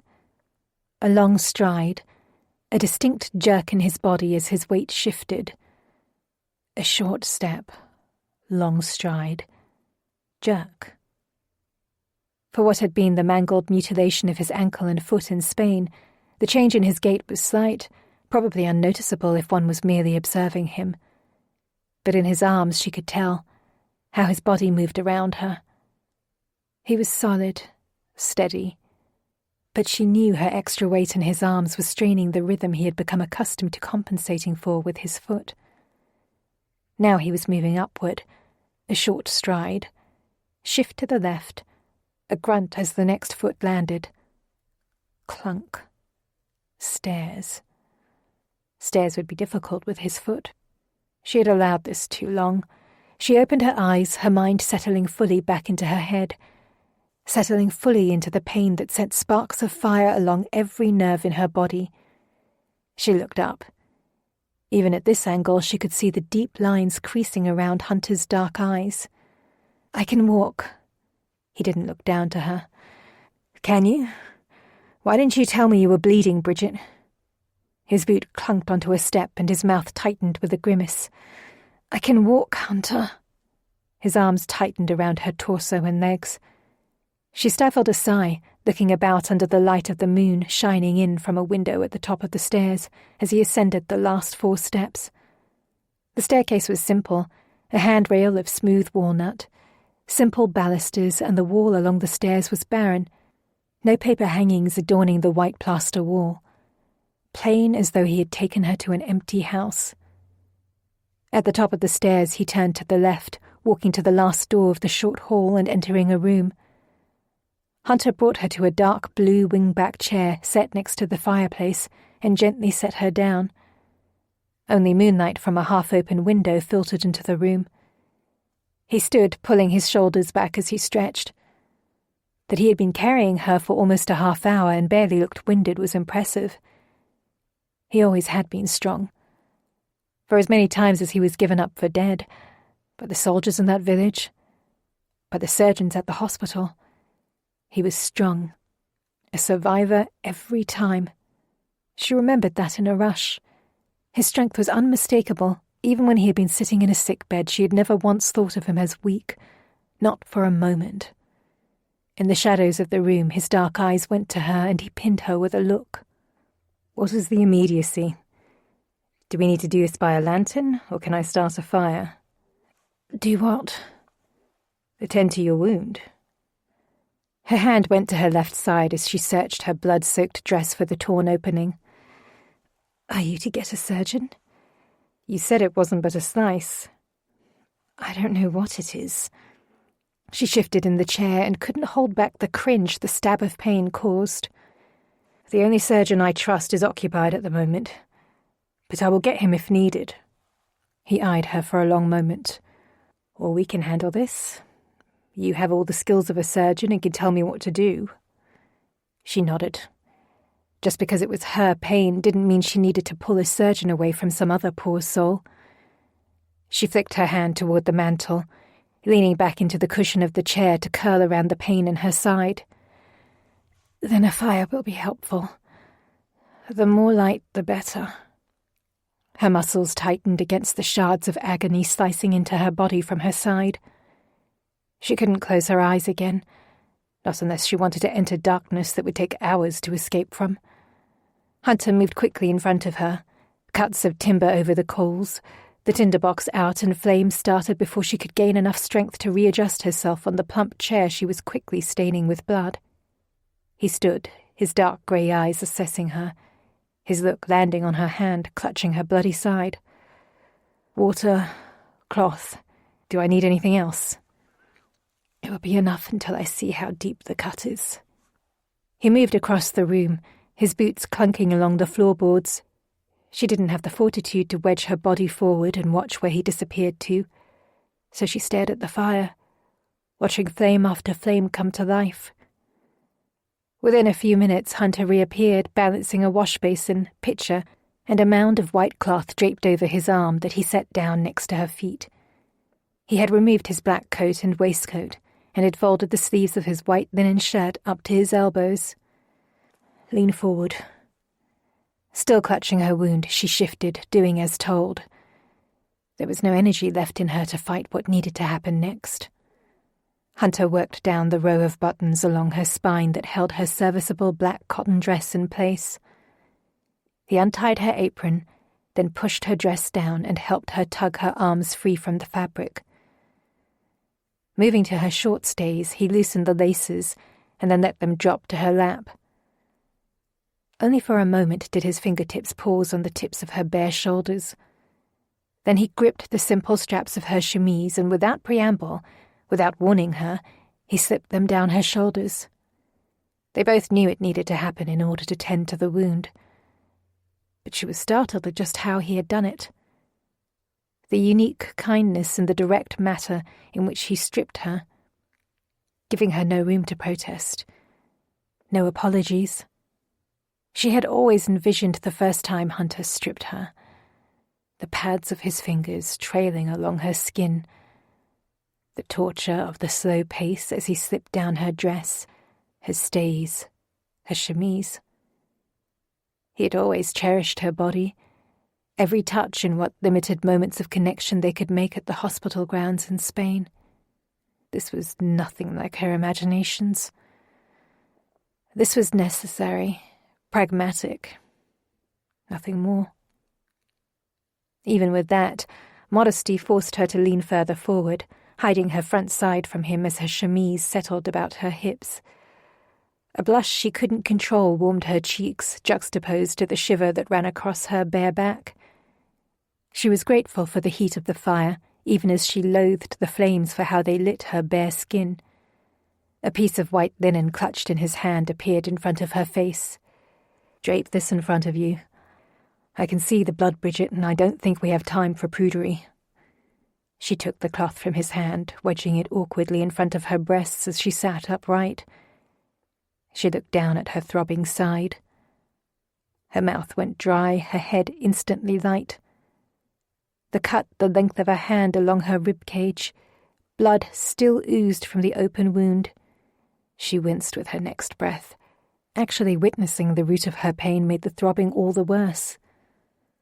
Hunter poured water into the bowl on the floor and then dropped to his knees and dunked one of the short cloths into it. Wringing out the linen, he looked up at Bridget's mangled flesh and his eyes narrowed.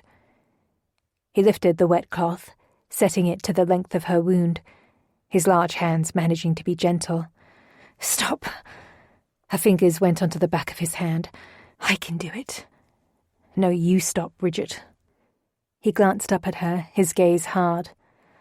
"For all that you once kept me alive, let me take care of your wound for a change." She sighed, leaning back into the chair but keeping her wound angled toward him.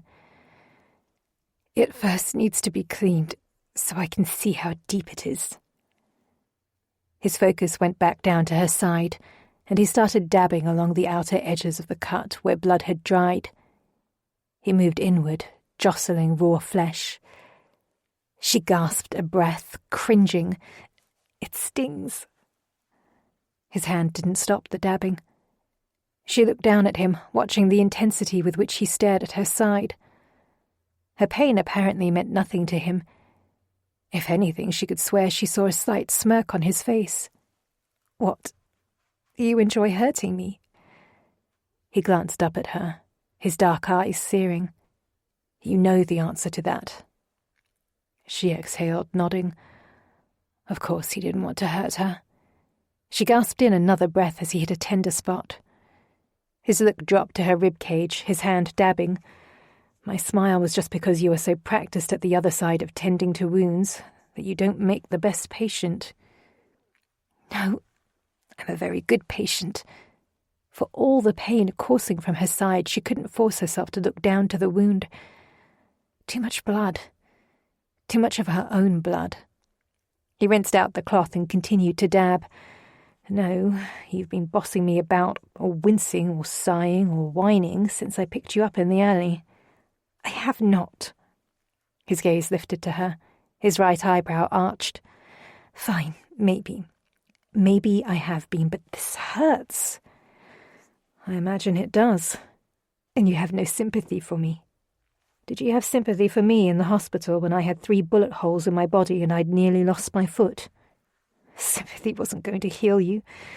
There wasn't time for it. No, and neither is there time for it when you are bleeding.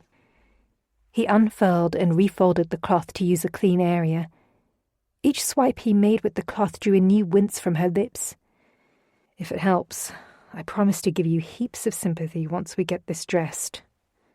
He pulled the cloth away from her skin and then pointed with his free hand.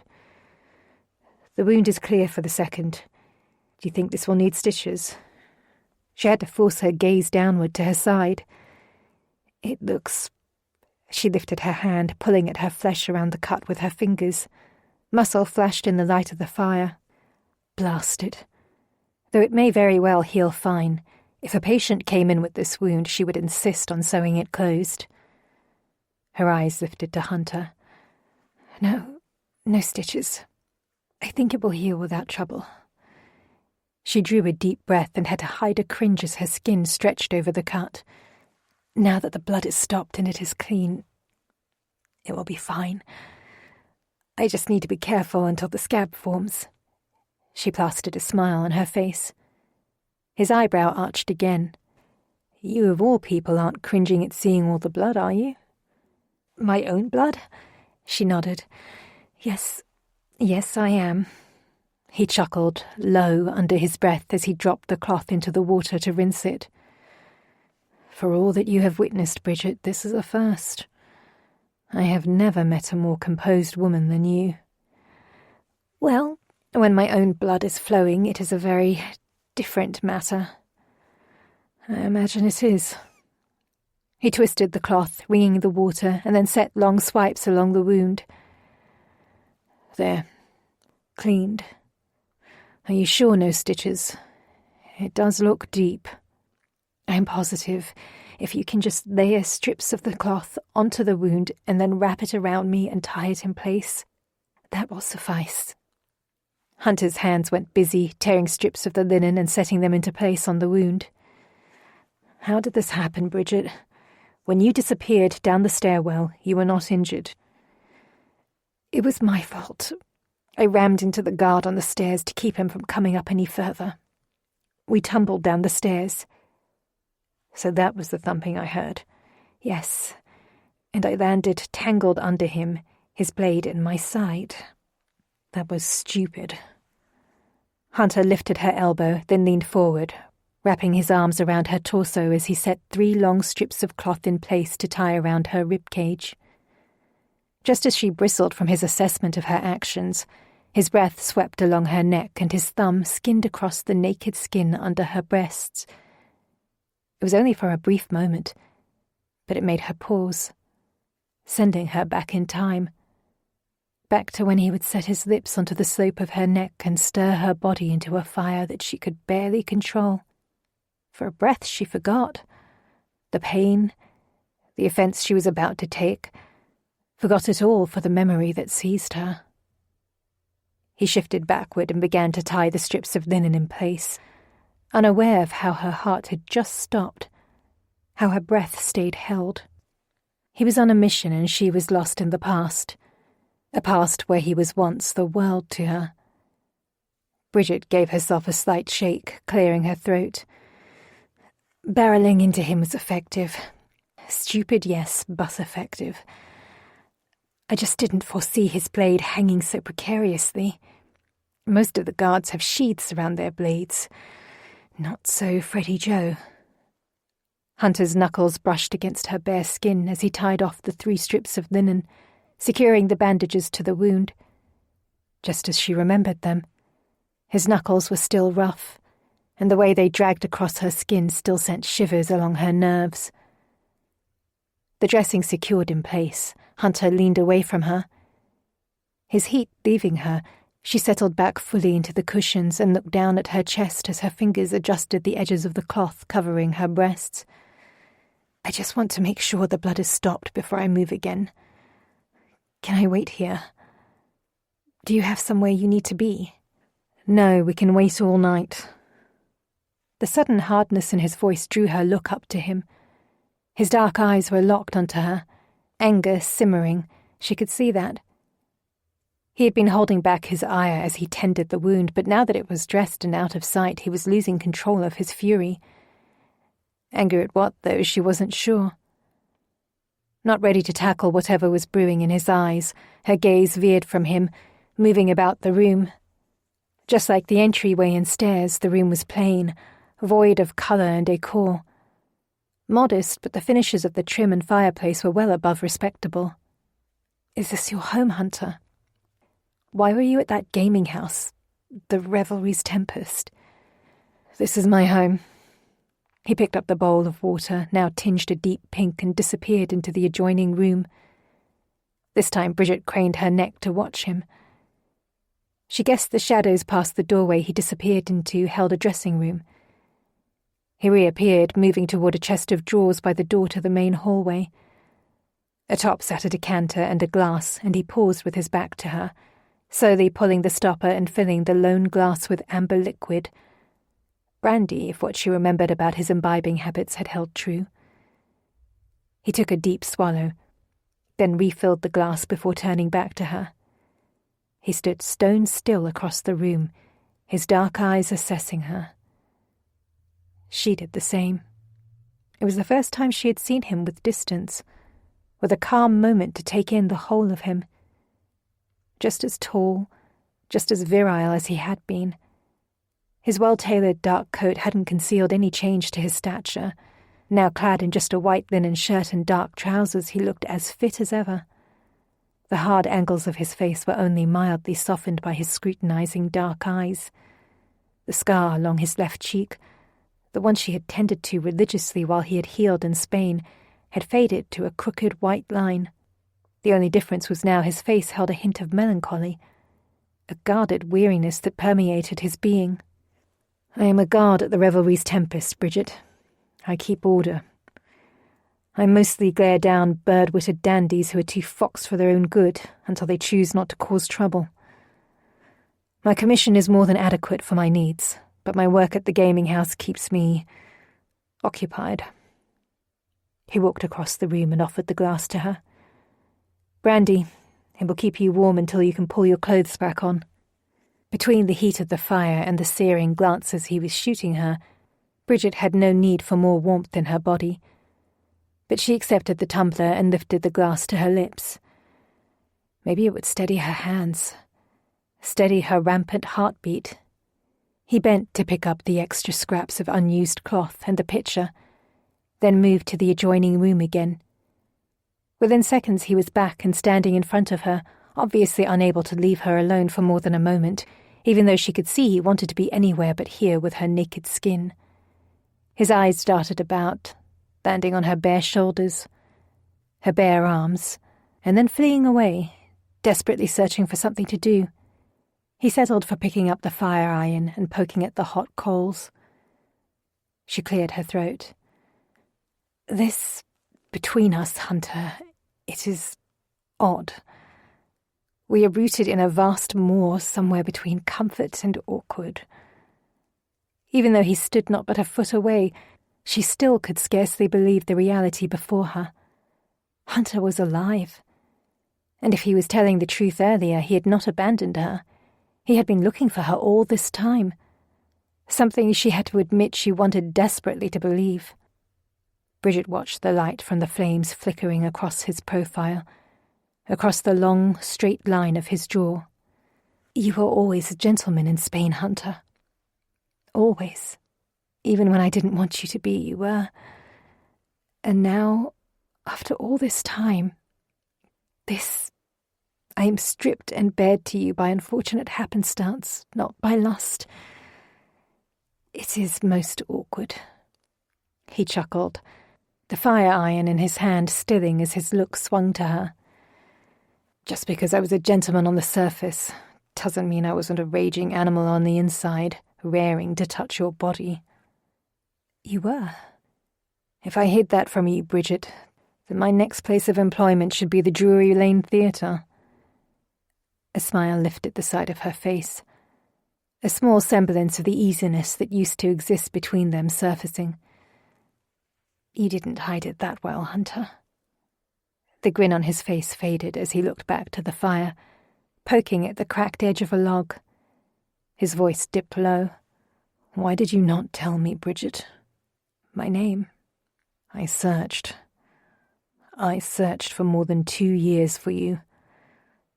I was consumed with it. He pinned her with his dark grey eyes. And you were here in London. All I needed was your name, and I could have found you. I had told you I loved you in Spain, but you couldn't even give me that one damn thing. Who you truly were. Her hands tightened around the tumbler, and she took a sip of brandy. I wasn't lying before when I said I was going to tell you my real name, Hunter. I had set to do it on that day you disappeared. That was the day I was going to tell you my name. I walked into the hospital that day with only one thing on my mind, and that was to tell you.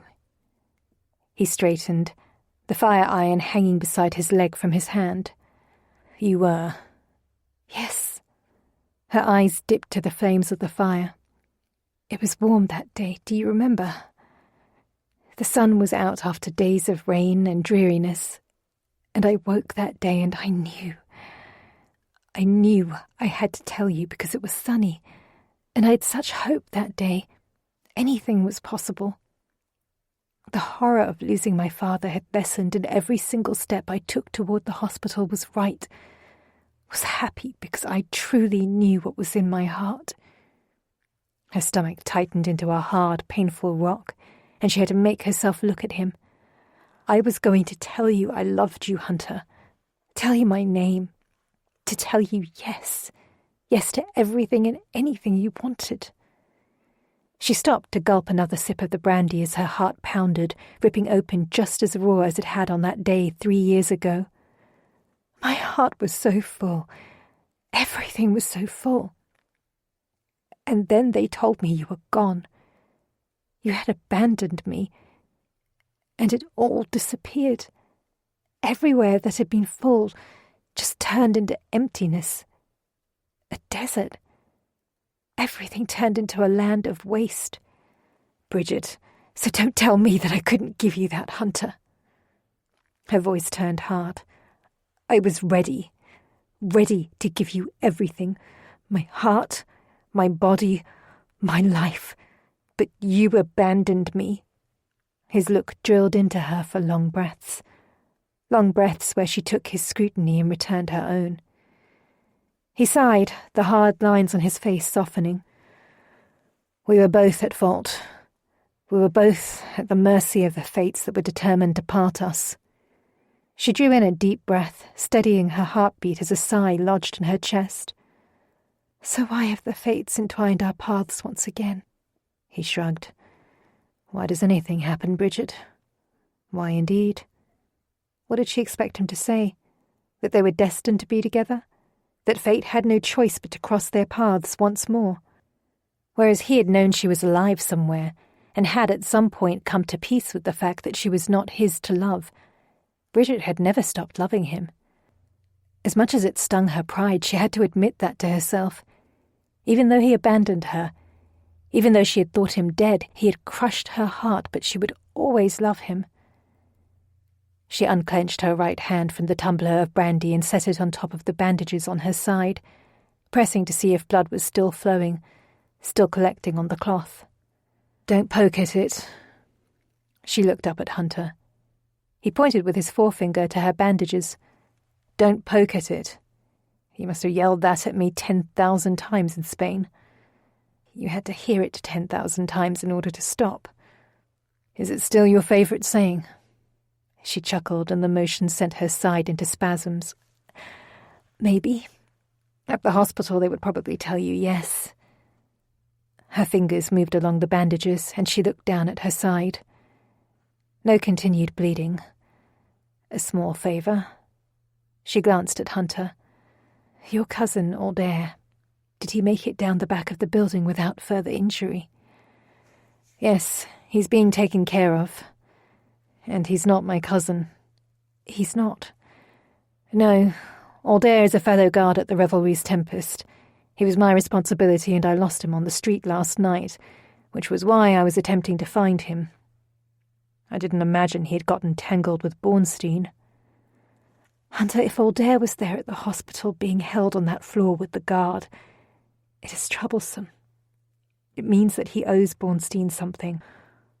Or Bornstein is holding him for some reason, and those usually aren't good reasons. I know that, Bridget, which is exactly why I lied to Bornstein about searching for my cousin. He doesn't need to know who I am or who I work for. He turned fully toward her. What is that hospital, Bridget? How did that come to be? Cranesbill Hospital. I named it that because the bloody cranesbill was my mother's favourite flower, and it was what my father had always planned to call it. She settled her hands around the glass again.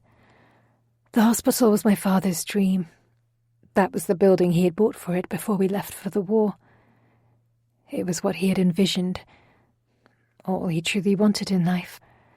To open a hospital like that in the most dire of areas, to help the most dire of souls. God gave him hands to heal, and he was going to use them on the most unfortunate. That is what he had planned. He had created a comfortable life for us from his practice, and as a professor at Guy's Hospital. But that hospital he wanted to open was where he was going to spend the rest of his life, helping those most in need. She paused and took a small sip of brandy. But then the war happened and he died in Spain. So he never saw it realised. But you did. You made it happen. I did. I had to.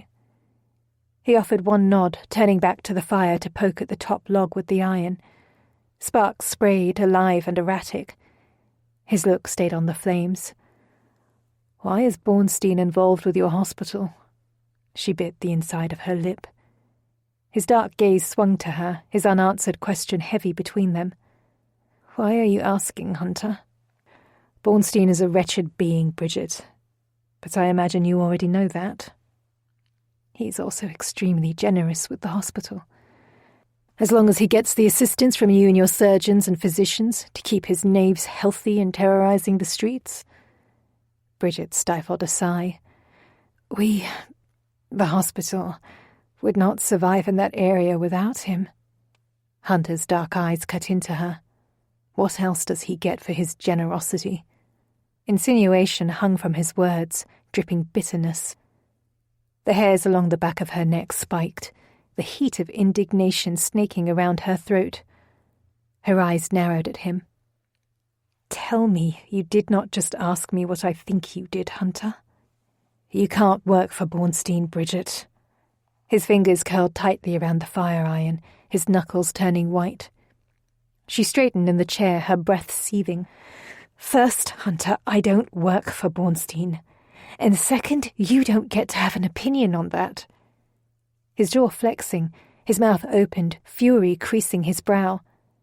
But then his lips clamped shut, and he abruptly turned from her and walked toward the door, fire iron still clutched in his hand. I need to get you tea, Bridget, so you can get your strength about you. He left the room, his boot heels clomping down the hall, then the stairs. Her teeth still gritted, grinding with each breath.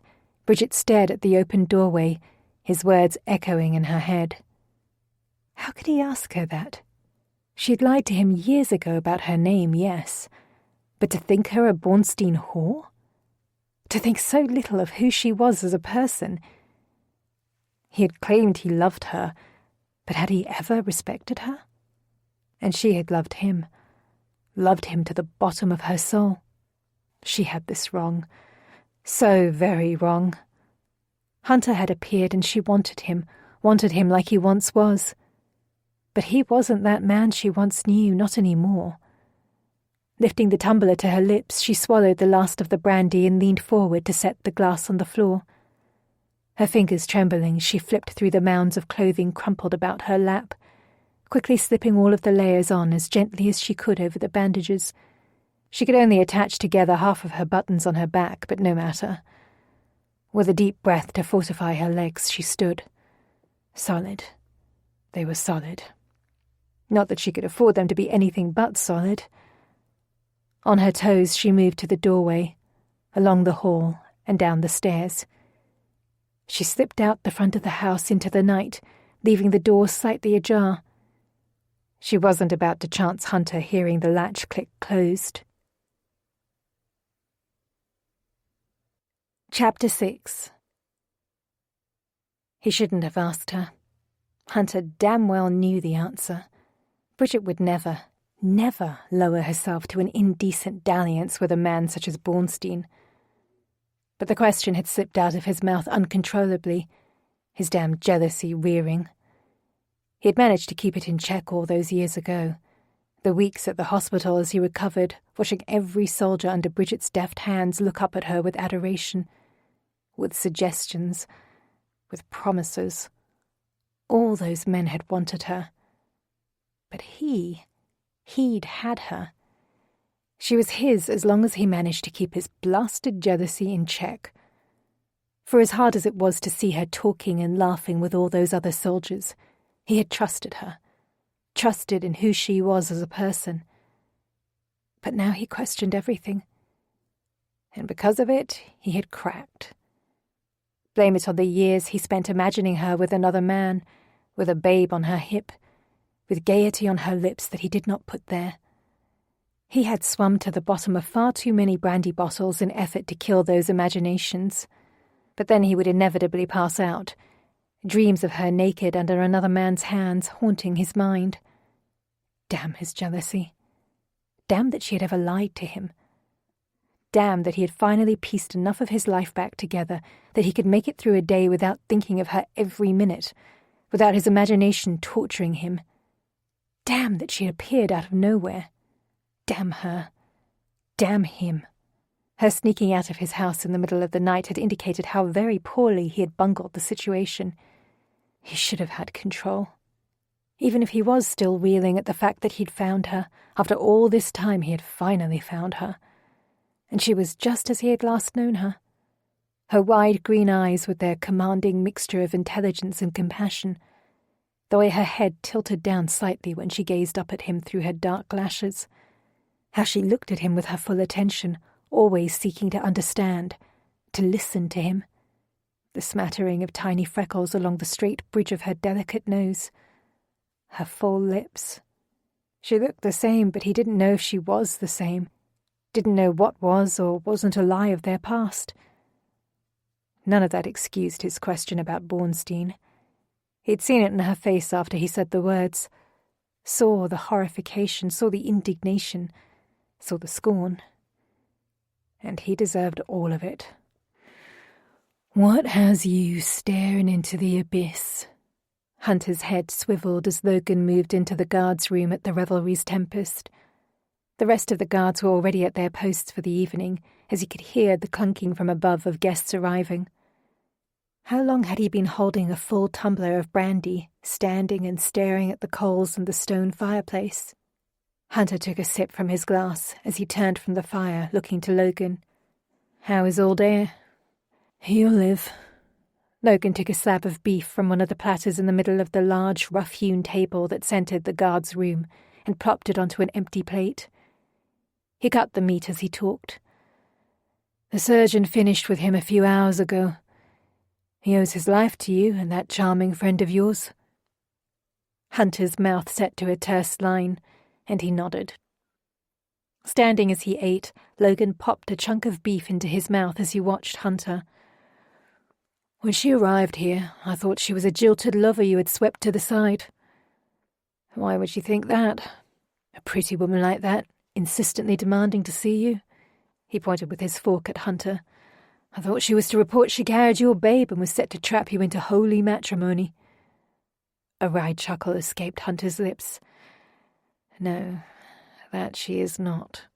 Who is she? Why did her voice sound familiar? Logan popped another bite of beef into his mouth. Someone from the past. And? Hunter considered Logan for a long moment. He wanted to keep Bridget's existence to himself, keep her to him and him alone. But that was his jealousy rearing again. Whether Hunter had wanted it or not, Logan had watched over him since the war, and had as much right as anyone to know who she was. She was the daughter of the man that saved your life in Spain. Logan's jaw dropped. Eliza?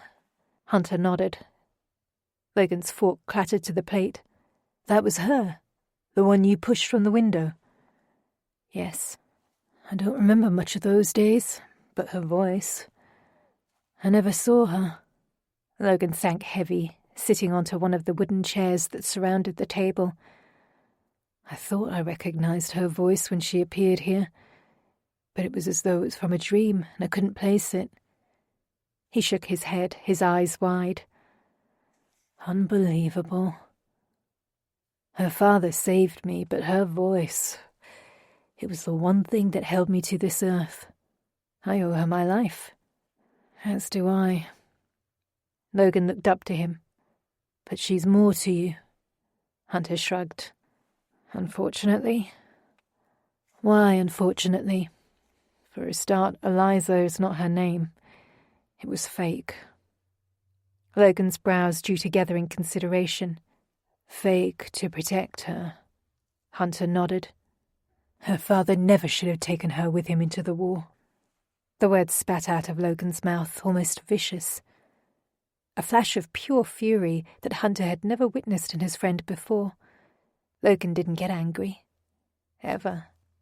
Catching himself with a slight shake, Logan paused, drawing a deep breath, and then his voice settled into its usual even cadence. But lying about her name makes sense. I would do the same. Make her lie. Make her offer so very little to the soldiers that there would be no way she could get hurt. Just because it's rational doesn't make it right. Logan shrugged. It depends on the vantage point of the person involved, I presume. He picked up his fork and jabbed a chunk of beef onto the tips. What is her business with Bornstein? She runs her father's hospital in Bornstein's territory. Hunter took a sip of the brandy in his hand. I'm not sure what exactly their relationship consists of. The conversation did not get that far. She actually works in that hospital in St. Giles. She owns and runs it, yes. Logan's brow creased. How deep is she in with Bornstein? I suspect far too deep, but I don't know. But you are going to find out. Hunter heaved a sigh. For all Logan knew of his life, Hunter wasn't about to admit to being an ass to the woman that saved both of their lives. I haven't decided if I should yet. If I even can. Why not? Hunter shrugged. Logan chewed on beef, staring at Hunter. He swallowed. She was the one, wasn't she? The one. The reason you were splayed out, fighting anything and everything that was coming your way in that tavern a year ago, when I found you. Logan finished cutting his meat apart. I never asked you, and you never said. But a man doesn't usually hate the world like that, unless a woman is involved. So was she the one? Yes. Logan nodded. Then it seems simple, my friend. If she was the reason for that, then she is also the reason you're going to find out how deep she's in with Bornstein. Hunter took a step forward to set his glass on the table. He didn't know where Bridget's lies started and stopped, so part of him resisted what Logan said. But the man was only pointing out what Hunter knew he would eventually do. He sighed. Yes, that part seems inevitable. Logan gave a nod. Good. Then you need to be careful. This is Bornstein we're talking about. You know the man likes to burn anything that crosses him. I will be at the ready should you need assist. Hunter's mouth went terse. Thank you. Logan stood up from the table, moving to leave, but then he paused at the doorway. "You don't look thrilled at the prospect of involving yourself with her again." "I'm not." Logan's bottom lip jutted up, and he glanced at the fireplace and then back to Hunter. "If you love her, which I suspect you do by your face, if she was worth all that you suffered, then I don't know why you wouldn't be pushing past me to go after her." "I'm an ass." Logan chuckled. "Yes, but when has that ever stopped you?" He rapped his knuckles on the wood of the doorframe. "I can only imagine what you did, Crawford. But if she is the one, then she'll forgive the arse in you. You talk as if you know what it is to have found the one you were meant to love." A somber half-smile lifted the corner of Logan's mouth. "Love is simple. It's what happens after it that is hard." "I cannot imagine what you are thinking, Mr. Bornstein." Bridget stared at the orange lapel of Bornstein's purple overcoat. For as many times as she'd seen the monstrosity of cloth, she still could not stop herself from staring at it every time Bornstein was in front of her. "Can't ye, lass?" Bornstein's thin lips pulled back in a false smile, the smile she had seen him flash 100 times in the past, just before he would strike. "The man was under your care, Mrs. Morton, and then he disappeared." He jabbed his eagle-headed walking stick onto the floor, the sharp gold tip just missing the tip of her boot. "You can't imagine that I would have a hard time believing that ye don't know how a man escaped my guard in your hospital." Bridget sighed. She wasn't getting rid of him as quickly as she needed to. He had caught her just as she'd left the room where she'd had to amputate 3 of her young mother's fingers after they got caught in a machine at the mill. The mother had not shed a tear. For all the pain, the woman had just held onto the hand of her 4-year-old boy, smiling, assuring him all would be well. Bridget had seen resolute stoicism before, but this woman had broken her heart for how grimly invincible she had been. All Bridget needed was fresh air, or as fresh as it came in this part of town, but Bornstein had interrupted her in the hallway and manoeuvred her into an empty room. The last thing she had the energy for at the moment was dealing with Bornstein. She hadn't given herself any time to recover from the knife wound in her side, and her loss of blood the night before had slowed her steps all day. She bent, setting her bucket of water that held her soaking tools down onto the floor.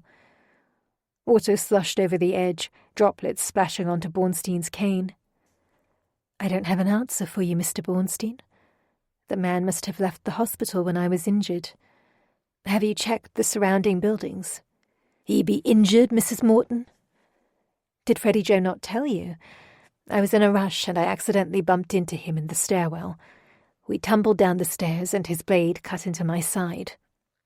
She pointed to the left side of her rib cage. "Prove it." Her head jerked back. "What?" "No, most certainly not.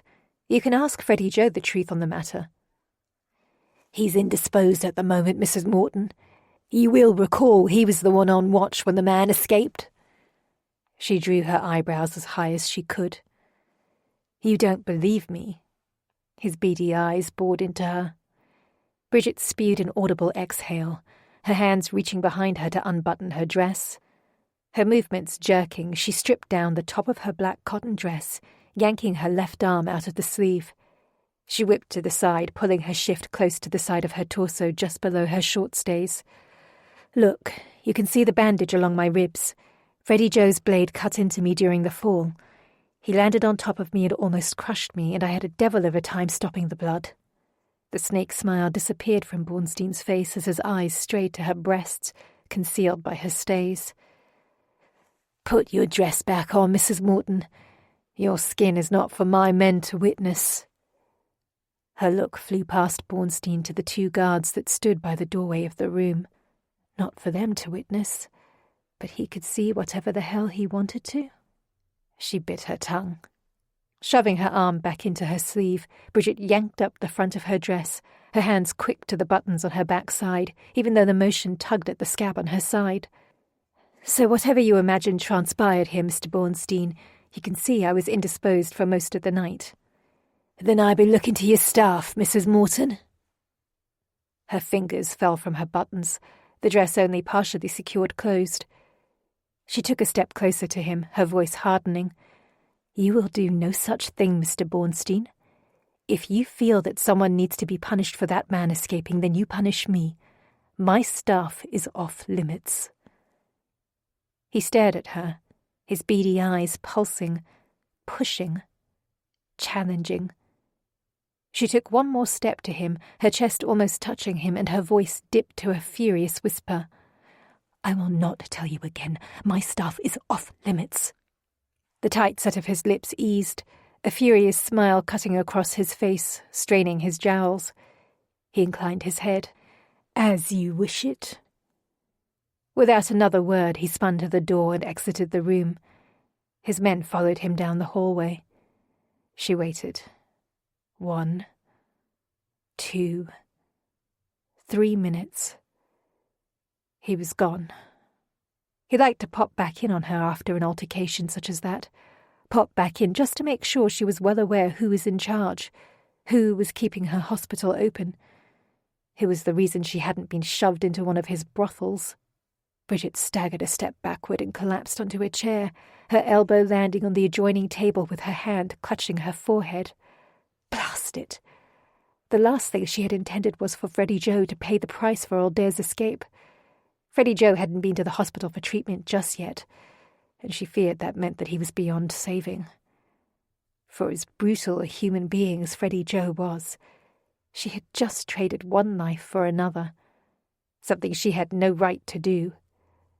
Her fingers tapped against her forehead, but she had an even bigger problem. Bornstein didn't believe her. Didn't believe her for a second that she had nothing to do with Aldair's escape, and one never knew what Bornstein would do next. Chapter 7. He'd forced himself to stay away from Bridget for 2 days. 2 days for her to calm, to realize that he was merely an idiot of the highest order to ask a question such as he had of her.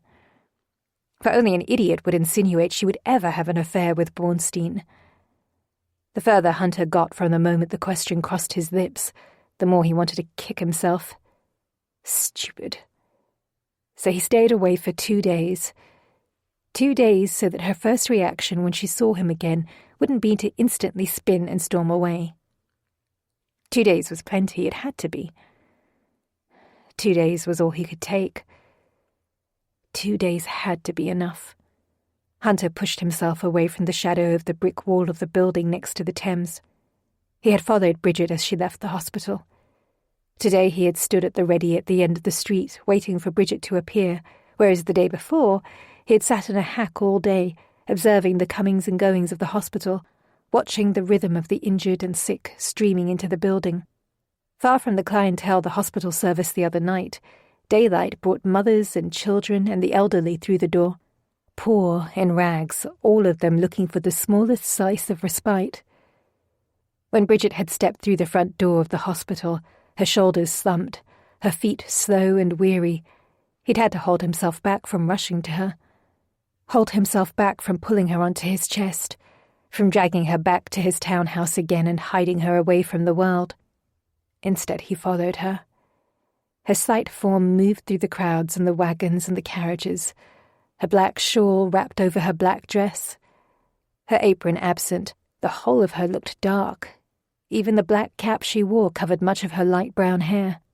Black was practical for what she encountered at the hospital, he knew that. But he also wondered if she ever wore colour. In Spain, Bridget had always tried to wear some colour, even if it was a simple kerchief about her head. She said it cheered the patients, and she was right. That small beacon of light, it had been hope to many a man. Street after street Bridget had weaved through until she was walking along the edge of the Thames. With low tide, the water lapped along the muck of the mud, splattering up the bankside. 1/8 of a mile she had walked, and then suddenly she stopped, pulling up her skirts and moving to sit along the edge of the stone wall that lined the Thames, her legs hanging over the side. Leaning against the building directly behind her, he had watched her sitting there for 10 minutes before he could bring himself to approach her. Once he could finally move his feet toward her, he stood behind her for a long moment before clearing his throat. You were half naked in my house, and I wanted to kiss you, Bridget. And that was what came out of my mouth instead, because I knew I couldn't do it." Her body jerked, startled. "Kiss me." Her torso twisted so she could look up behind her. "I wanted to kiss you, to touch you, but I couldn't, so idiocy left my lips instead. Idiocy driven by jealousy. I very well know you would never trade yourself for favours, especially with a man like Bornstein. I cannot take back the words, but I do apologise for them." Her neck still craned back to him. She offered a slight nod, and that was when he noticed it. Streaks of wetness on her face. Tears welled in her eyes. Hell. His chest twisting, constricting deep within, he moved to sit down next to her before she could say a word, before she could protest his presence. He tugged her left hand up from the stone wall and clasped it between his palms, careful not to pull it too far from her side that it would tug at her wound. "Tell me." She tried to smile, failing. Her free hand went to her face, her palm wiping away the moisture as she looked away from him. A shout rang out from below their feet, and 5 sets of eyes, the whites of them stark against the mud-strewn faces, looked up from their searches. All mudlarks, the 5 young children scrambled in the thick mud to clamber around the little boy that had shouted, looking at what he held in his hands. Pats on the back, toothless smiles, and they scattered with renewed vigour as their hands dunked into the black muck. Bridget pointed with her right forefinger, her voice raw with the tears she'd been crying. "The mudlarks. I always enjoyed watching them. The joy when a shilling is found, or a hefty chunk of driftwood, and the sly way they tuck away something really valuable when they find it. A ring, a guinea. They don't want to have to defend it. It's all they know. A fight every day, defending what little they can call their own. Fighting for the tiniest scraps of our world, but they tromp on day after day, surviving, determined." She sighed. Watching one of them find a treasure, it was magical as one could get with mud up to their knees. Hunter eyed the group of children as they moved past their feet, poking and prodding at the sludge. "You used to enjoy it." Her left hand clasped between his palms twitched. "I did, until a group of boys stumbled into the hospital, 3 of them carrying one of their friends. He had drowned, his foot wedged under an iron bar in the mud. They hoped I could help him, bring him back to life. But I couldn't do anything. That must be harsh, to look into the eyes of the living and banish hope." Her head bobbed in a quick nod. "It is. The hope is the hardest to deal with. When people come in with hope, especially children, and I have to take it away from them." "You feel like the bearer of death." "I am the bearer of death." He stared at her profile, the delicate lines of her face, the slight curve at the end of her nose, the dark lashes framing her green eyes. All of her looked smothered by unyielding tragedy. His palms flattened her hand between his. "You weren't always that, Bridget. There was a time when you brought life to everyone you touched in that hospital, brought life to me." A sad smile lifted the corners of her mouth, and she looked at him, her voice weary. "Those were different times, Hunter. A different place. A different me." "Are you truly that different?" Her lips drew inward, the smile vanishing. What he wanted to do was slip off his coat and wrap her in it, pick her up and carry her away from the city, away from the squalor, away from the death, away from everything that had ravaged her spirit in the years they had been apart. He settled for slipping his arm around her back. A bold move, for he feared she was not ready to accept anything from him yet. To his surprise, she didn't lean away, didn't resist.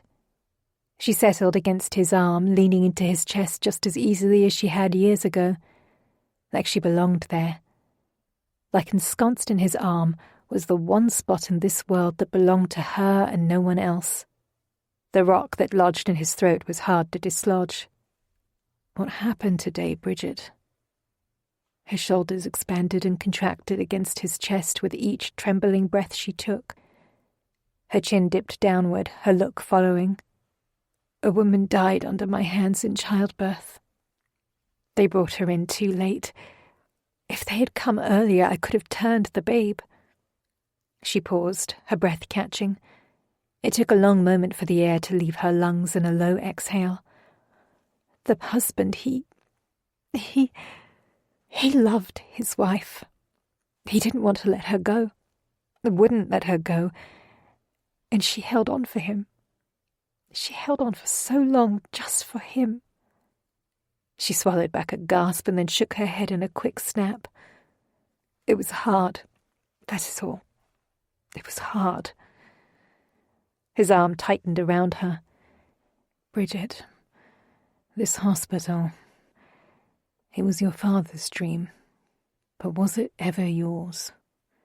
He said the words softly, not wanting to spark her ire. In the past he had never worried about curbing his words with her, as they had thrived on direct and uncompromising conversations. No topic had been too hard. No words had needed to be hidden.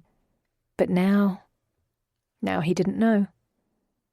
Her shoulders quivered and Hunter could feel her body fighting the sob that rolled through her chest. For long breaths she didn't speak, just held fast against the tears threatening to consume her. Her head suddenly tilted back, pressing on the front of his shoulder as her green eyes opened to the sky. No, it's never been mine. But it became mine the moment he died. He taught me everything he knew about surgery, about medicine. So I help because I can. But you cannot imagine how this tears me up every single day. Starving babies. Women that have been beaten to within an inch of their lives. I have never admitted this, because I want to be that champion people think I am. But I'm not that champion. And I don't want the death of this place. This sadness. Her head dropped forward, her look trained on the children now a furlong away. There are days when I walk back to my house here along the Thames, and I watch the mudlarks. I see them on the edge of the tide playing with their lives. How deep they'll go into the water, how far they dare to chance it. And I think about crawling down there with them, letting my foot slip into the mud where I cannot free it. Bridget, she shook her head. I would never do it. But the hurt, the pain I see every day, it becomes mine. My father was a master at it.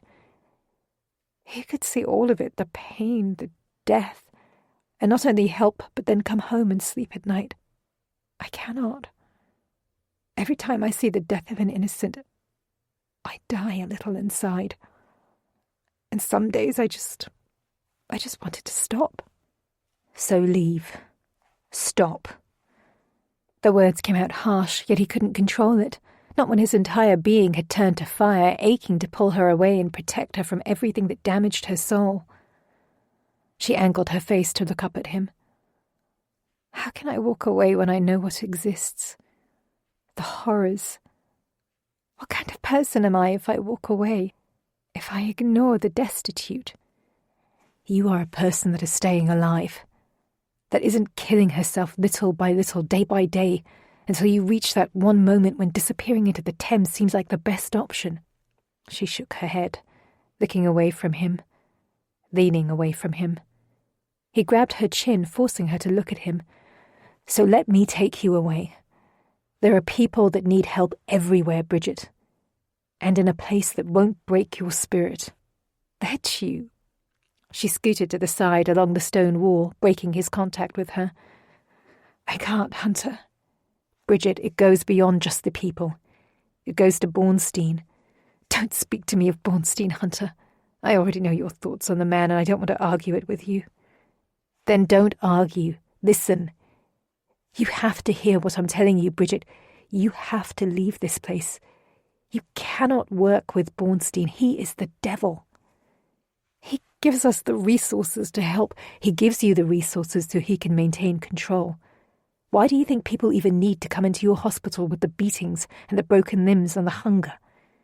His voice went to a growl. Bornstein orchestrates it all. Break them, mend them, own them. He knows exactly what he's doing, Bridget, and it doesn't have a thing to do with benevolence. Her head shaking, she scrambled to her feet. You know nothing of it, Hunter, and I can't stop. So you can cease. Just leave me be. Leave me in peace. She ran across the street, veering to the left and moving onto a lane leading from the Thames. Gone. Again. A heavy sigh sat in his chest, and Hunter lifted himself to his feet. He had better hurry, or he wouldn't be able to make sure she made it safely back to her house. Chapter 8. He's here, Bridget. At Marjorie's whisper, Bridget's head swiveled, her look lifting from the yellowed eyes of the boy in front of her to the doorway of the hospital. Bornstein strutted down the left aisle between benches, his purple overcoat swishing against the knees of people sitting. A repugnant peacock pecking over his domain. It was early in the day for him to be making an unexpected visit. For the most part, Bornstein avoided the hospital when he could. She had witnessed time and again the derision in his eyes every time he was surrounded by the sick in the hospital. The handkerchief that he would unfurl with grandeur, pressing it over his nose and mouth. Disgust. Pure disgust. Bending at the waist, Bridget looked at eye level to the little boy sitting on the bench before her. His hands nervous, he fidgeted until he gripped the worn edge of the bench, all energy moving down to his swinging legs. I'm going to move you into one of the rooms above, Tommy. You said your mother was to be here soon. Yes, Mum. After the wash be done. Bridget nodded, straightening as she took the boy's hand and tugged him off the bench. There is a bed in the room. You can sleep until your mother is able to come. I will be in to check on you in a few minutes. She looked to Marjorie. Can you take him to a room? Yes. Marjorie stepped past Bridget and took the boy's opposite hand, leading him toward the stairwell. Bridget stood, watching them disappear past the entrance to the stairwell. Her eyes stayed on the opening, ignoring the clunking of the approaching boots. She didn't need to look at Bornstein for a moment longer than necessary. Mrs. Morton, it is fortunate ye are here. Bornstein's voice grated into her ears. She glanced around at the 12 patients that were still awaiting her attention as she turned to Bornstein. A man coughed, curling over to hack phlegm at the floor just as Bornstein passed him. Spittle landed on the toes of Bornstein's shiny black boots. The revulsion that seized Bornstein's face almost made Bridget guffaw out loud. Almost. She held it in, for Bornstein looked like he was about to draw a blade and slit the poor man's throat. Bornstein paused to draw out a yellow silk handkerchief from his overcoat, snapped it in the air, and then bunched it up beneath his nose as he walked to her. I did have a moment to speak with the owner of the adjoining building, Mrs. Morton. She set a pandering smile on her lips and clasped her hands in front of her apron. Excellent, Mr. Bornstein. I am excited to hear what you have learned. I assume you are, Mrs. Morton? The handkerchief dropped slightly from his face. But first, I have a different matter to discuss with you. Bridget's stomach hardened into a lead ball. Which is? The man that escaped the other night. I have some further information on how that happened that I think you will be interested in. How he escaped? Her smile faltered. I thought we had discussed that and the matter was settled, Mr. Bornstein. Coy, Mrs. Morton, but it isn't settled until I say it is settled. He looked around the wide room, his eyes crinkling in disgust. But I don't mean to discuss it out here with the vileness in the air. You are in a hospital, Mr. Bornstein. And you are not in the position to wrinkle your nose at me, Mrs. Morton. He pointed with the gold tip of his cane to the stairs leading to the upper floors. After you, Mrs. Morton. Her mouth settled into a terse line, and she inclined her head to Bornstein, stepping in front of him. Halfway to the stairs, the front door of the hospital opened and Bridget's head turned. With a wave and his hat in his hands, Hunter strode toward her with purpose and conspiracy in his face. "Mrs. Morton, so pleased I have found you. I do need your assistance if you have a moment to spare." Bornstein jumped from her side, blocking Hunter's pathway. "Friend, it appears as though you have become a regular here at the hospital." Hunter's eyes went wide as he looked to Bornstein. "My apologies, I did not see you there, Mr. Bornstein." He managed a quick step halfway around Bornstein's rotund form. "I am in dire need of Mrs. Morton's assistance." Bornstein's cane flicked up, the length of it pressing across Hunter's chest just before he passed. "It would seem, friend, that she is unfortunately needed in 2 places at once, as I am currently occupying her time." Hunter looked to Bridget. "Surely I could steal her. Remind me, friend, how is it that you know Mrs. Morton?" Bornstein didn't lower his cane. Bridget took a step toward Hunter, close enough to rip Bornstein's cane off of Hunter's chest if she was so bold, or so stupid. She set a blank smile onto her face, touching Bornstein's arm. As much as that one little motion sent a thick chunk of bile up her throat, she ignored it. She needed his attention on her, not on Hunter. "As it happens, Mr. Bornstein, we have discovered that Mr. Crawford is a friend of my husband's." Mr. Bornstein's eyes went to thin slits, his look staying fixed on her even as his words sliced through the air to Hunter. "So you served under him on his ship, friend?" Hell. A trap. She had never told Bornstein her fake husband was a ship captain. She had never told him anything of her fake husband other than he was at sea. Hunter glanced at Bridget. She knew he was looking for confirmation, but Bornstein's stare had locked onto her, unwavering, waiting for her eyes to warn Hunter, waiting for the mouse to take the cheese. She froze her benign, vacant look solidly in place, praying that her wild heartbeat was only thundering in her own ears and couldn't be heard outside of her head. Hunter cleared his throat, his hand reaching up to push down the cane on his chest, and then he stepped slightly between Bornstein and Bridget. "We grew up not but a stone's throw away from each other, Mrs. Morton's husband and I. The connection was a surprise to both of us. He and I revelled in the usual whippersnapper shenanigans, building rock dams in the local stream, catching frogs, terrorizing sheep. I'm sure you can imagine." Bornstein's beady eyes shifted to Hunter. "Yes, youth does bind like no other." "It does." Hunter met Bornstein's gaze congenially, almost as though they were old friends. He managed to do it so effortlessly Bridget was awed. "That aside, I was hoping to borrow Mrs. Morton for a few hours. My sister is in need of a physician, but she has an incredible fear of most males. You can understand how Mrs. Morton immediately came to mind as a solution, for my sister's comfort is my utmost concern." His cane still half raised, Bornstein slowly let it drop from Hunter, but Bridget could see the annoyance running through Bornstein's mind. She played with fire every time she talked to Bornstein. She knew that. She knew the risk. But she had never intended for Hunter to become involved in her web of half-truths, for him to become entangled with Lucifer himself. "The needs of your sister, they should only take an hour, 2 at the most, I imagine, Mr. Crawford?" Bridget lifted her eyebrows at him. "Do remember I have a number of patients to see here today as well." She turned back to Bornstein. "I will send word when I am back at the hospital and available to meet with you." The edge of Bornstein's lip curled almost into a snarl. "Don't tarry, Mrs. Morton." "Not to worry, Mr. Bornstein. My day is far too full to dawdle." She motioned with an upturned hand to the front door. "I will follow you, Mr. Crawford." Without another glance at Bornstein, Bridget followed Hunter out the front door of the hospital. It wasn't until they were sitting next to each other in a hack, a once grand open-air barouche, several streets away, that she turned to him on the bench seat, her words seething. "Don't you ever do that to me again, Hunter." "Save you from Bornstein? Put yourself in danger like that? I saved your hide, I'll have you know. You cannot set yourself against Bornstein like that. He will destroy you." "Your confidence in me is overwhelming, Bridget." "And your lack of brazenness is underwhelming." Her fingers went to her forehead, rubbing. I have seen what he does to those that challenge him, Hunter. It is not something I would wish upon my worst enemy."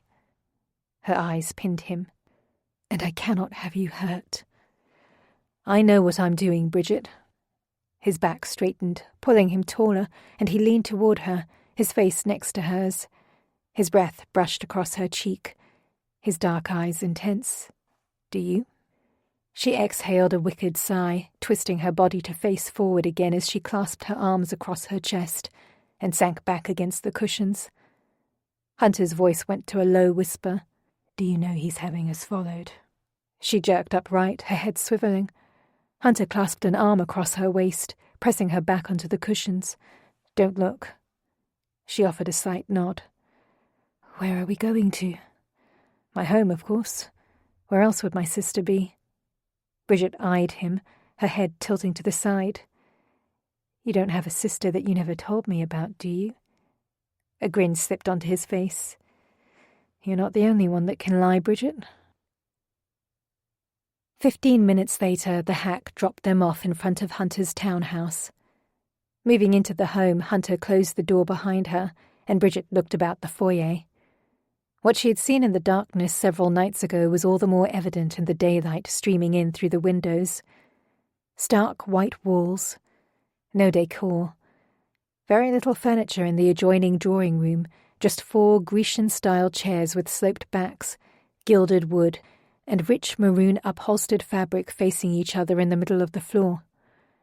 A set of brass-handled iron fire tools by the fireplace. Dark wood floor. White walls. That was it. If she didn't know this was Hunter's home, she would assume no one lived here. She looked over her shoulder. "Do you spend much time in your house?" He didn't answer her question. Instead, he pointed up the stairs as his hand went to the small of her back and pushed her forward. The touch of him sent a rush of heat up her spine, and she moved forward, letting him guide her up to the second level. He ushered her into a room at the top of the stairs that was several doors away from his chamber at the end of the hall. This room was also empty, except for a small bed along one wall, with a blue-banded Whitney point blanket tucked neatly to the mattress and a low chest adjacent to the headboard. Hunter's hand left her back, and he walked past her, oddly moving casually from left to right in front of the window that faced the street. He glanced out to the street as he did so. Bridget's eyebrows drew together. What now?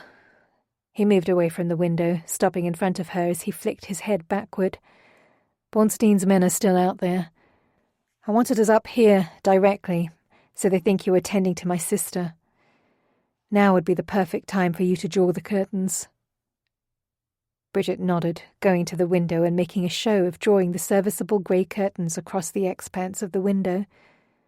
The material gauzy, it still let plenty of light into the room. She looked over her shoulder to Hunter. "And now?" A conniving grin curved the corners of his lips. "Now we need to wait an appropriate amount of time. And no, I do not spend a lot of time here to answer your question." "How can you tell?" Her hand lifted to motion around her. "There is nothing here. Very little furniture. No colour on the walls. Not one picture or portrait or tapestry to adorn the walls. I wouldn't know how to even start with that." He shrugged. "Everything here was here when I bought it. It has seemed like enough. The only visitors to the place are the other guards sleeping off the occasional bout of crapulence." He pointed to the window. "Stay here, move around a bit. The occasional shadow through the curtain works well." Hunter disappeared out the door, and Bridget removed her cap and set it on the chest, smoothing the hair back in her chignon as she walked to the window. She paced several times in front of the curtain before Hunter reappeared. His dark coat had vanished, and he juggled a chair, 2 glasses, and a decanter of brandy. He set the chair down, angled it to the bed, and then poured a dram into each of the glasses. After setting the decanter on top of the chest, he offered her one of the glasses, motioning to the chair. "My apologies in that I have nothing in the house except for this. I am so rarely here, just asleep, that it is a waste to keep anything in food or drink. The brandy is more than enough to get a fellow guard back on his feet and on his way. Bridget sat on the chair, clutching the glass, the same one she had used several nights before. Where do you eat? Usually at the Revelry's Tempest. The food cook makes is far better than tavern fare. Hunter settled himself on the edge of the bed, his right knee almost touching hers. He took a sip of brandy before resting his forearms on his thighs as he leaned forward, his dark eyes pinning her. How deep do your lies run with Bornstein, Bridget? A sigh surged through her lips. Of course he would want to know more. Her lies had almost set him into a trap with Bornstein. The lies. Everything I've told Bornstein since arriving in St. Giles has been a necessity, Hunter. I lie about anything I need to in order to keep him at bay. You don't think he'll go too far? That you haven't already gone too far? Is there any truth left in you? Ignoring his look, she took the tiniest sip from her tumbler and attempted to tamp down on the indignation in her belly. His words instantly flared. Arguing with him did neither of them any favours. The truth is, Hunter, I have made myself incredibly busy to keep myself from thinking, to keep from pondering what I'm doing. The lies I tell, the horrors I see, what has happened to me. I don't think on any of it, or the past, and I say what I need to in order to keep the present secure. It is all I have done for the past 3 years. He blinked hard, his dark eyes piercing her. You don't think of the past? You wanted to forget me? Yes.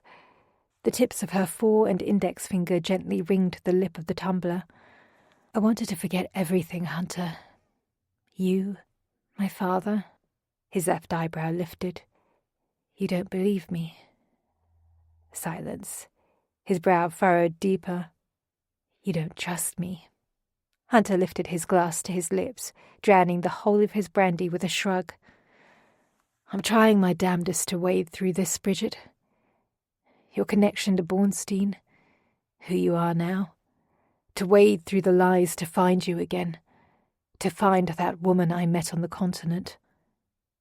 His look dipped down to the empty tumbler he rolled between his palms. To find that woman that set my world ablaze from the very first time I saw her. It's what I'm searching for. Some semblance of trust, when I don't even know if I should be looking. She saw it in his eyes then, in the silver-blue flecks sparking to life. He was looking at her as he once did. Even as he questioned everything, he wanted her body and soul. She could see it. And she wanted him just the same.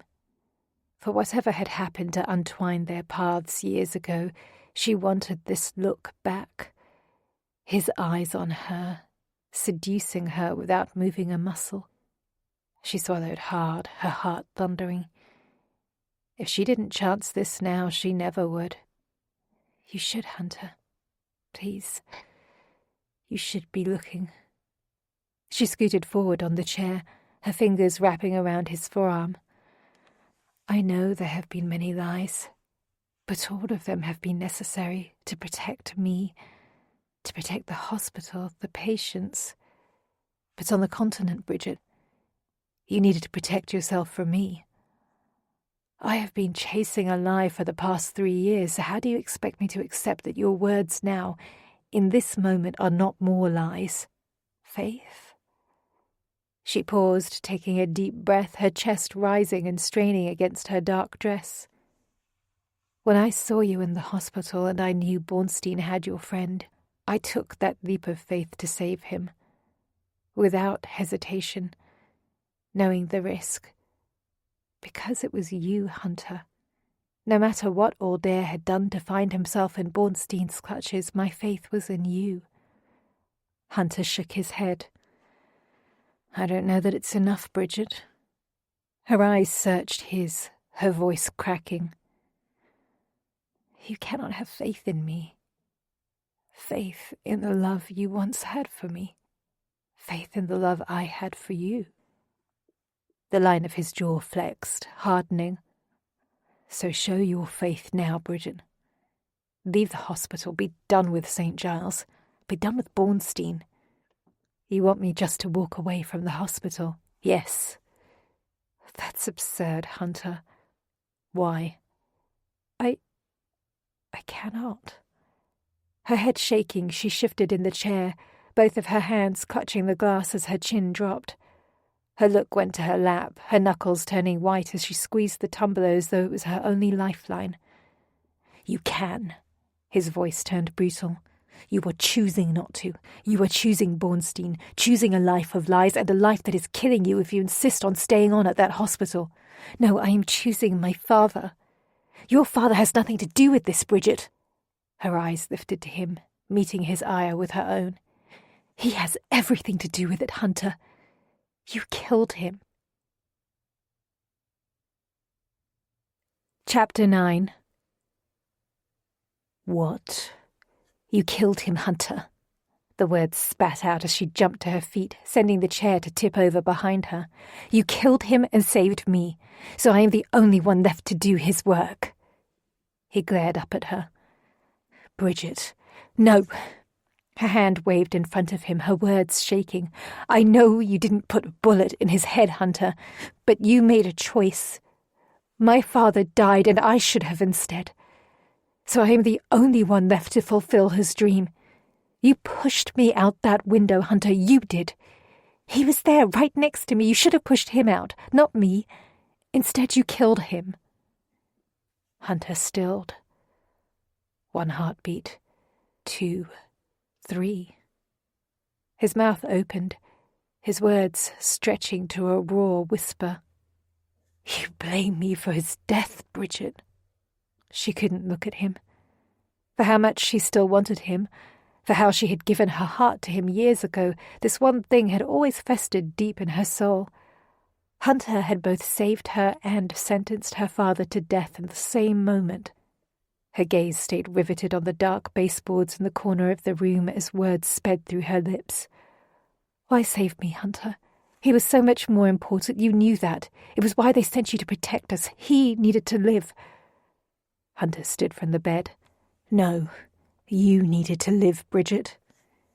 He moved in front of her, his hand going under her chin and lifting her face to his. She could only afford a quick glance up at his dark eyes, then had to look away, her gaze flickering past the dark hair curling around his ear. What you didn't see that day, Bridget, was your father's face. You were screaming, but I wasn't looking at you. I was looking at your father. He shook his head at me and pointed at you. I saw the man's heart breaking right in front of me. The possibility of you dying. His heart being torn apart at the thought. He needed you to go first.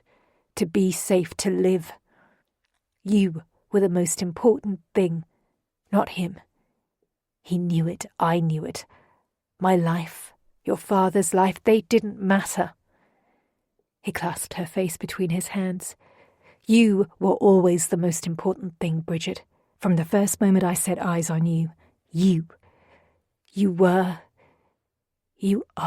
the most important thing. His mouth closed, his words heavy in the air, and he waited, watching her. His words started to sink into her mind, and his fingers tightened along her face as he waited breath after breath for her to come to the conclusion he knew she needed. She needed to forgive him. She needed to forgive herself. Her eyes closed to him. What had happened wasn't her father's fault. Wasn't Hunter's fault. Wasn't her fault. It was the fault of the thousands of things that conspired to put the three of them together in that one place in time together. The fault of an impossible choice foisted upon this man she had fallen in love with. This man that was strong enough to make that choice. She managed to open her eyes to him, finding his intense look, the 3 rogue silver blue flecks in his left eye. He stared down at her, unflinching from her gaze. She had to forgive. Forgive all of it if she was ever going to find her way out of the darkness her life had become. The edges of his eyes crinkled in that moment. Crinkled because she didn't even need to say it. He saw it in her eyes just as she saw it in his. She forgave him for the choice he never should have had to make, just as he forgave her for everything she had done to survive, even the part about trying to forget him. His head shifted in a slight nod as his fingertips curled along her temples. You were the most important thing to him, Bridget. I saw that in the first 30 seconds in that infirmary. That is how I know your father would not have allowed this now. Would not have allowed you to open this hospital to run it if he could have seen what it is doing to your spirit. Her chest heavy with his words, she shook her head, sending his hands away from her cheeks. Even with that, Hunter, you want me just to close the hospital? Just like that? Abandon the people, the ones who need it the most? No, I want us to find another way. He grabbed both of her upper arms. Another way it can remain open. Help people, but without the onus of the world's ills falling upon your singular shoulders.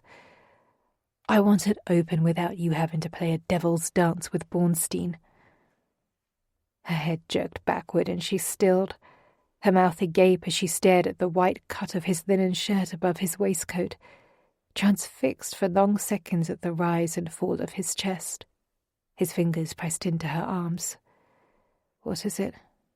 It took 3 long breaths before she could force her wide eyes up to him. He said, us.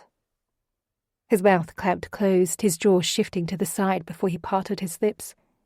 It has never been anything but us for me, Bridget. Never. I always knew you were alive, somewhere. It has always been us. Her hands lifted, her fingers trembling as she clasped them to his face. I thought you had abandoned me. I didn't. And I would never. It will always be us for me. A sharp intake of breath and her palms pressed into his skin, curling along the line of his jaw. Kiss me.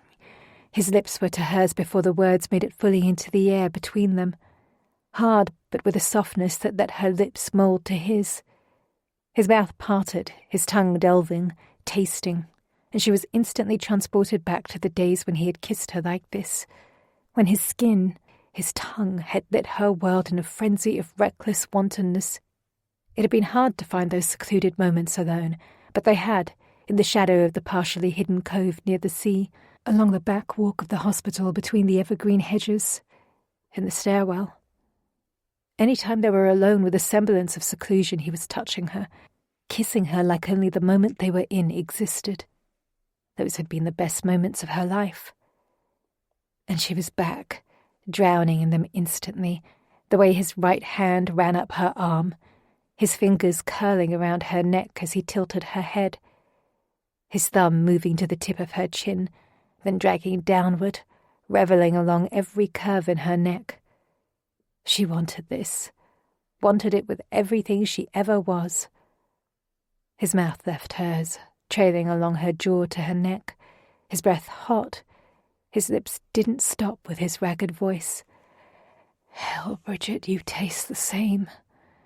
His lips moved downward along her neck, pushing aside her dress to reach the line of her collarbone. Do you remember this?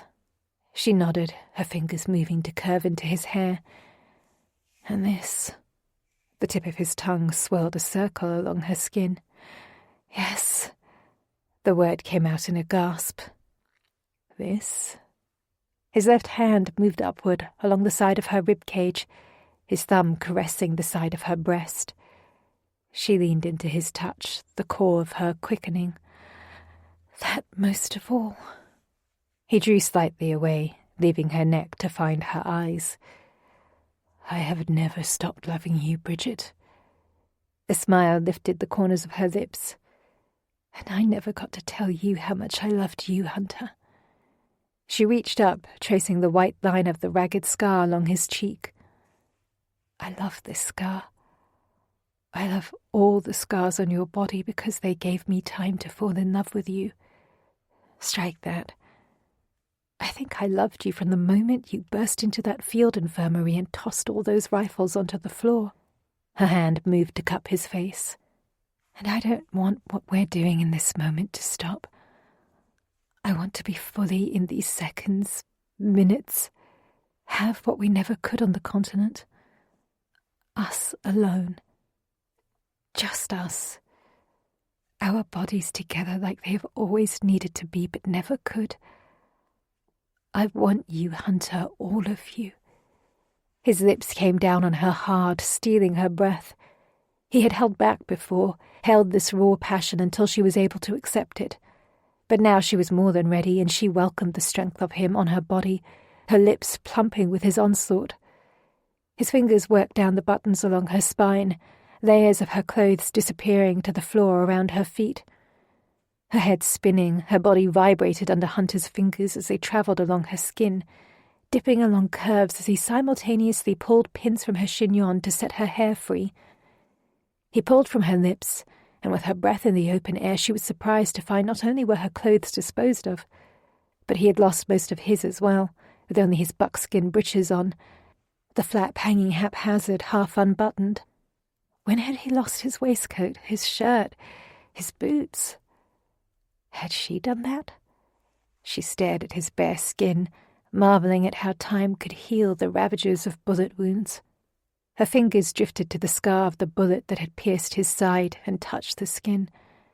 No longer raw, no longer ragged and weary, he was stronger than ever, this man she had fallen in love with a long time ago. He grabbed her chin, drawing her attention upward from his torso. Before we do this, Bridget, you need to know. Her heart stilled. Know what? His dark eyes pierced her.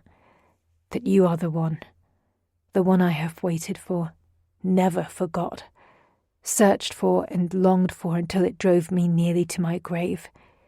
You are the one that I am determined to marry as soon as I possibly can, if you will have me. You are the one that I want to bear my children.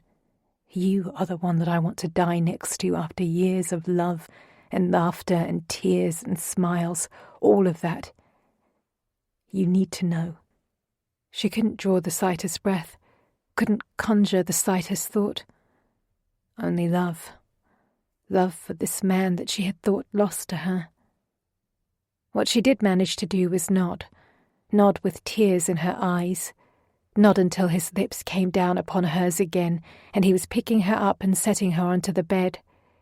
His breeches disappeared before he moved over her on the bed, and she had to gasp a breath when she looked down.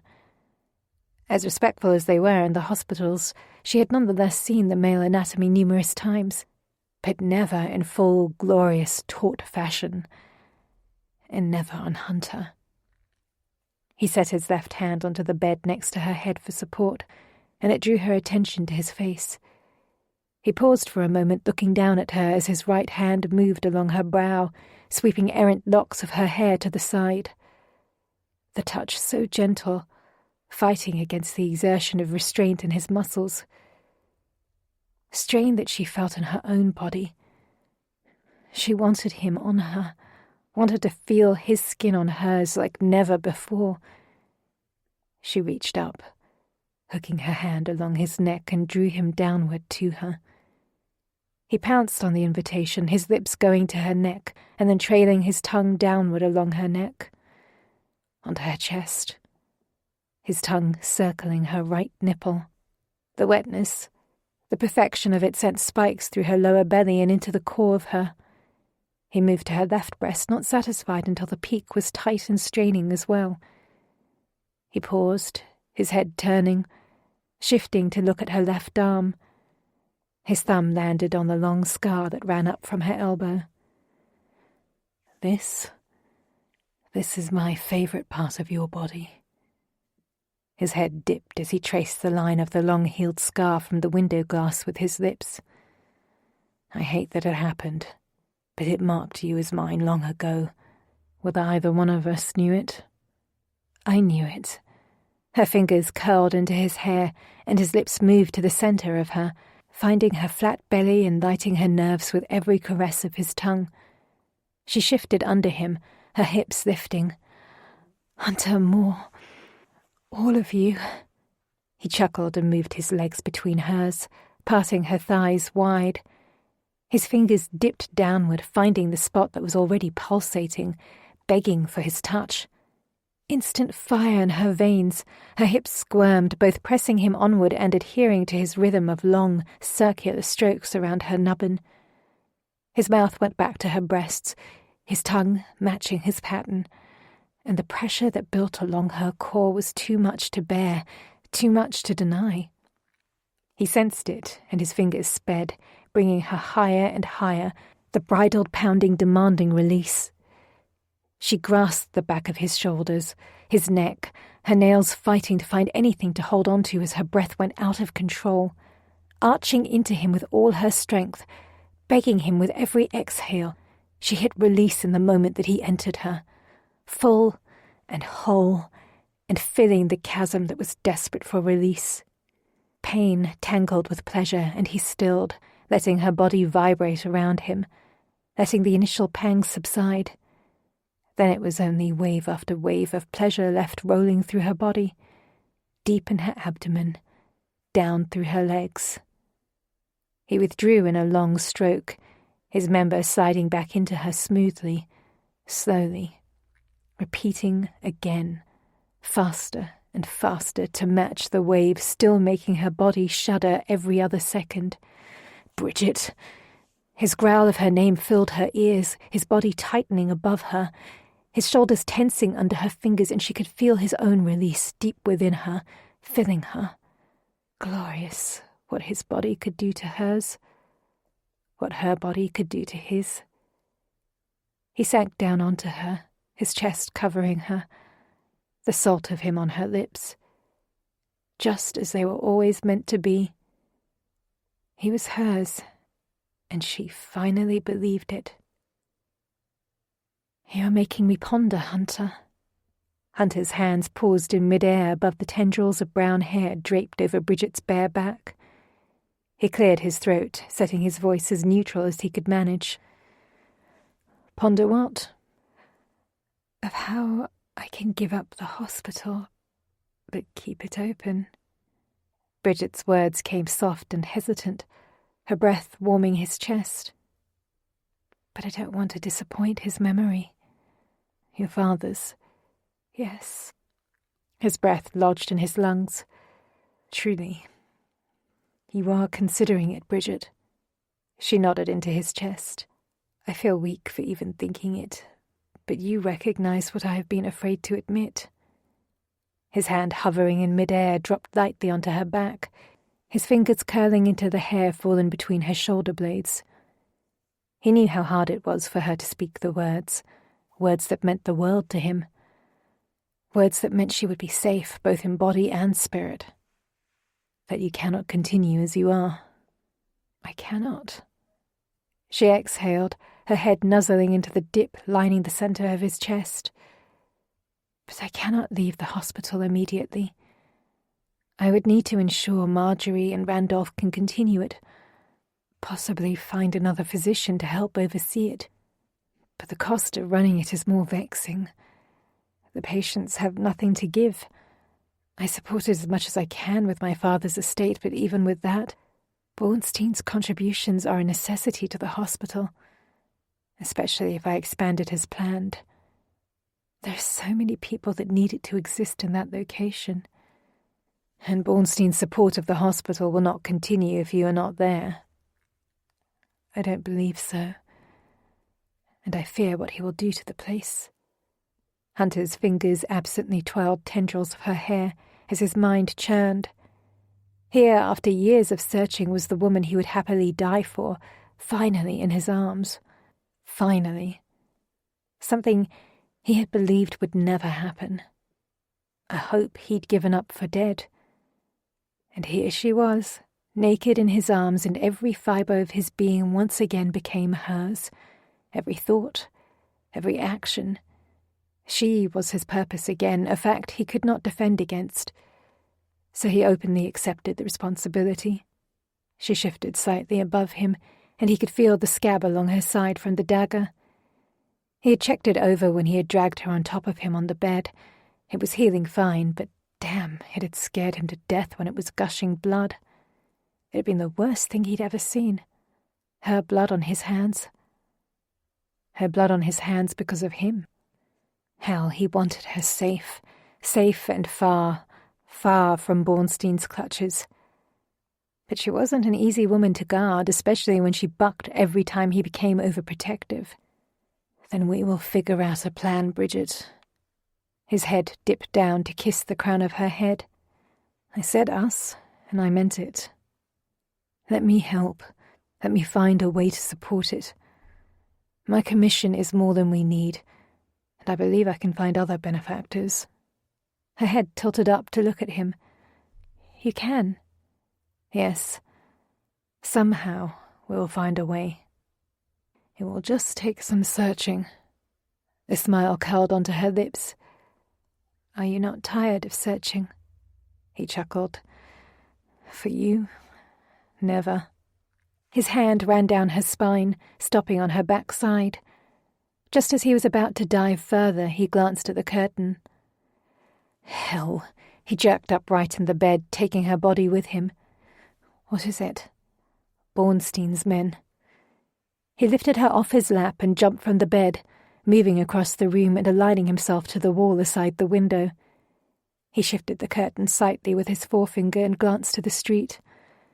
They're still out there. And I have been here far too long. Meeting her look, Hunter nodded. A soft smile touched her mouth. What is it? Her forefinger flicked out, motioning to his body. You still move with stealth, just as you did during the war. Her shoulders lifted in a slight shrug.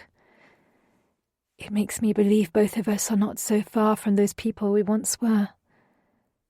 So maybe there truly is a chance for me to find the person I used to be. You are still the same woman I fell in love with, Bridget. He moved back to her, leaning over and setting his hands onto the bed on either side of her as he kissed her lips. Don't doubt that. Ever. The layers that have covered up who you once were, the ones that still make you believe we cannot be together, we will work through them together. You think I believe we cannot be together? I can see it running through your mind. The thousands of reasons why the world will not let us be. But that is the warrior in you, the too practical side. The woman that I just held in my arms is the woman that can dream, want, love. I know you have that in you, Bridget. I know you want us. You are just afraid to hope. Do you blame me? Our past has not been kind to us. You don't understand how destroyed I was in those days after you left the hospital. How destroyed I was when I thought you abandoned me. I cannot suffer that again. She paused, taking a deep breath, and a genuine, hesitant smile found her lips. But I want this, Hunter. I do. I want us. I want to hope. The smile faded from her face and she lifted his arm so she could move along the bed, reaching for her clothes strewn across the sheets and floor. But first I have to get back to the hospital. If I don't, Bornstein will surely start to suspect we are much more than distant acquaintances. Hunter stood straight, his arms threading in front of his chest as he watched Bridget. The instant resentment twisting down his spine kept his legs motionless, unwilling to move to his clothes. I don't want you anywhere near that man, Bridget. I would prefer you safe, far from his clutches. I would prefer us to just leave the city now, leave and never look back. You know I cannot do that, Hunter. Her head disappeared under a flurry of the white cloth of her shift. I cannot do that to the hospital, to the people. Her head popped free from the fabric, and she stepped into her black dress. Most importantly, I'm not a coward, and neither are you. We are running from our overactive imaginations if we are running now. Bornstein is not a threat. Every step that man takes is a threat. Hunter walked over to her as she righted her sleeves about her arms and grabbed her chin, halting her motions. But when the hospital is settled, when it can be managed without you, she cut his words off, jumping to her toes and kissing him with all of the passion that had simmered in the past 3 years. Her lips so soft, so enticing upon his that he seriously considered reversing her progress and peeling away her dress. Breaking the kiss, she pulled away and clasped his head in her hands. I am yours, Hunter, in any place you see fit. I can continue my father's work anywhere." He smiled, his cheeks pressing into her palms. "Then let us make this happen quickly. You need to finish getting dressed, and I have some hospital patrons to produce." Chapter 10. The second Bridget stepped into the hospital, a chill slithered down her spine, spiking the hairs along her neck. Something was wrong. Very wrong. She almost turned back to the door, turned back to chase after the hired hack she had watched Hunter ride away in, immediately on his mission to unearth possible benefactors for the hospital. Where he would find them, Bridget couldn't imagine, though that didn't stop her from believing he could do so. But he was gone. Her head swiveled. The main room was empty. Still.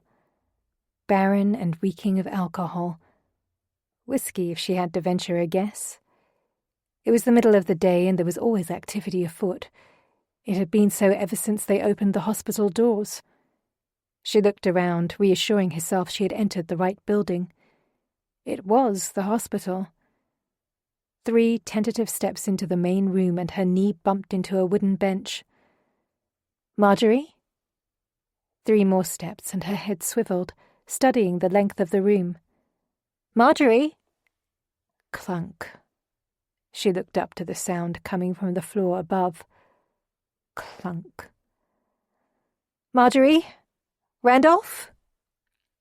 After a quick glance out the small pane of glass next to the front door, Bridget stepped toward the stairs. Just as she moved into the stairwell, Bornstein appeared, his cane tapping on each of the last 3 stairs he stepped down. "Mr. Crawford took you away longer than you promised." He walked toward her, not slowing, even though there was no room to step around her in the stairwell landing. "But not to worry, Mrs. Morton. I cleared your patients for ye."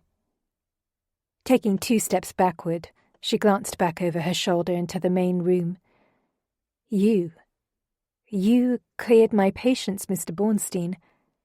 How? And whatever for?" he sneered. "Still playing the innocent, aren't ye, Mrs. Morton? You want to dance that way, do you?" Bridget's look whipped back to him, tendrils of true fear snaking around her stomach, squeezing as her feet kept moving backward. Innocent. "He betrayed me, you bitch. Do you think I wouldn't find out?" The back of her legs bumped into a bench. "Find out what, Mr. Bornstein? I have done nothing." His cane slammed down, the gold tip grinding into the wood next to her little toe. "He helped that rat escape, that old Dare rat." Her mouth clamped shut. He knew. He knew, and there would be no use in denying it at this point. She had seen the pulverized bodies of people that had attempted to lie their way out of Bornstein's grasp. He kept moving forward, not stopping until his belly bumped into her, the purple velvet of his overcoat pressing into her white apron. He leaned over her, his beady eyes slicing into her, as the stench that permeated from every orifice of his body ravaged her nose. "And your time here under my generosity is over, Mrs. Morton. Ye be nothing but an example now for the likes of ye. A cautionary tale." He glanced up, taking a step backward, and then lifted his cane to swing it wide around the room. "Say your goodbye, Mrs. Morton." Hunter saw it from down the street, the ash floating in the twilight, the burning embers still trailing smoke into the sky. He hadn't been gone that long. 4 hours, maybe 5. He moved closer. Closer. Disbelief. Bargains with the Almighty quick to the tip of his tongue. He rubbed his eyes. He had the wrong building, the wrong street. Every step dragged harder below him. Every lift of his leg, a lead weight holding him down. Wrong building, wrong street. He was wrong. He had to be wrong. Wrong. His eyes went dazed, the world slowing around him as he struggled through the crowd and to a stop before the smouldering building, his world imploding with every remnant spark bursting out from the collapsed rubble. A man walked in front of him, a man he recognized. Randolph, the surgeon, the one that helped him get all day out of the hospital. His arms sluggish, he reached out, snatching Randolph's collar. The man's feet flew out and he scrambled to get his balance. His movements delayed, he was just as dazed as Hunter. "Randolph, where is Bridget?" Randolph's hand lifted to his forehead and he rubbed the black soot streaked across his face into his skin. She was inside." Grabbing him with 2 hands, Hunter shook his collar, lifting the man off his feet. "She what?" Randolph gripped Hunter's forearms, struggling to free himself. It took long seconds before Hunter set him to the ground, but he didn't let go of his collar. Randolph's arms dropped to his sides, his shoulders drooping. "She was inside. She was getting the boy." His words trailed as his soot-covered hand wrapped his face, covering his eyes. No, it wasn't her building. It wasn't.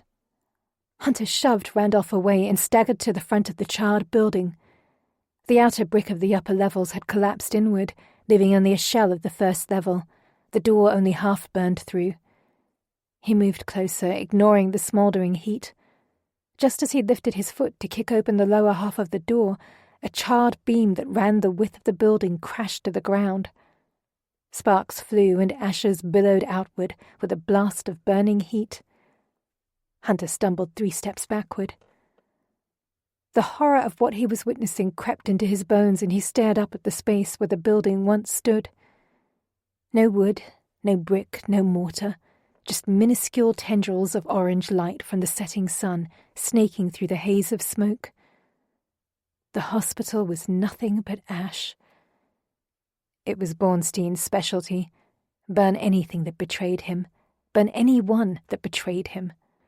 Logan had warned him, and he hadn't done enough to warn Bridget.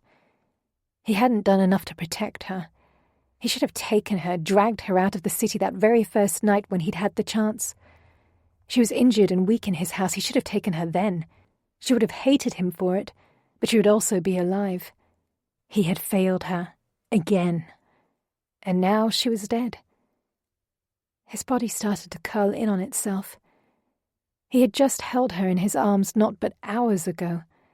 Her skin under his fingers, her lips full on his, her body melding into him. A thick waft of smoke filled his lungs, choking his breath. The stench of her death. He looked up at the embers of the crackling wood floating high past the half-burnt door. No, Randolph was wrong. He had to be. Bridget was alive. She was too smart to die in there. She would have gotten out. Disbelief so thick filled his chest that he couldn't move. He had to hear it again. Hear someone say she was dead again, so he could believe it. Because she wasn't dead, she wasn't. Wouldn't his heart know it instantly? How could he not know her last breath, her spirit leaving her body? She wasn't dead. She couldn't be. He forced his head to turn, looking back to Randolph. He had to hear it again. The man was gone. Only a crowd, murmurs, crying. Then the back of Randolph's head appeared, bobbing as he dodged about people along the edge of the crowd. If he hadn't moved so quickly, Hunter never would have noticed him. Never would have noticed him stop abruptly, suddenly flanked by 2 burly men. Bornstein's guards. Randolph nodded to them, and then the 3 men set off down the street. Randolph. Randolph walking down the street like he hadn't just witnessed a dear friend die a fiery death.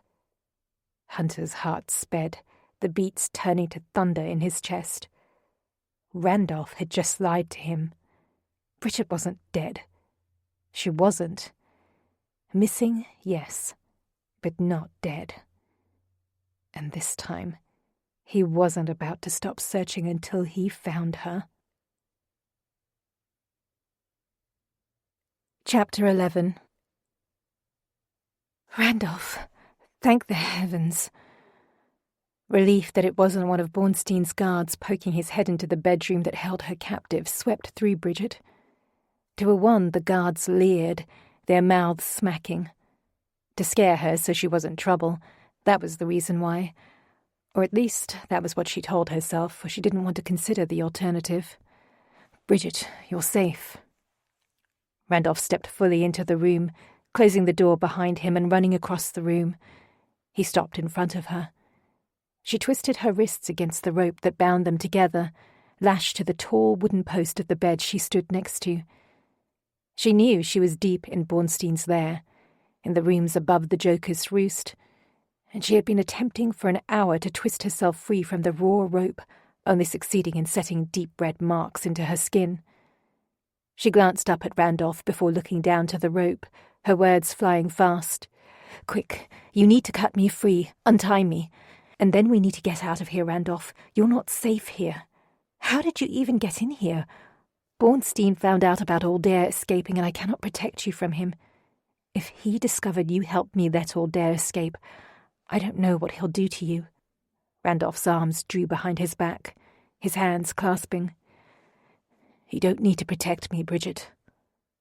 Her look whipped to him. The brown hair along his brow was sweaty, streaks of darkness swathed along his face. "Randolph, what is on your face? Coal?" "It's soot. I have news, Bridget." He didn't move to untie her ropes. Didn't move at all. He just stared at her, his brown eyes vacant, with an odd glow about them. Dread sank into her chest. Heavy. So heavy she could barely force the question from her lips. "What?" "The soot is from the hospital, Bridget." Her knees went weak and she pulled herself close to the post for support, leaning on the smooth wood. "The hospital? No. Tell me you aren't."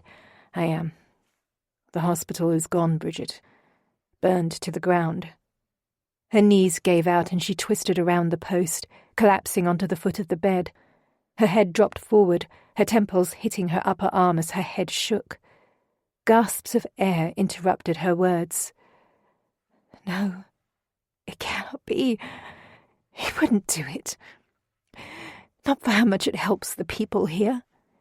He doesn't give a damn about helping the people, Bridget. Not like you do. Not like I do."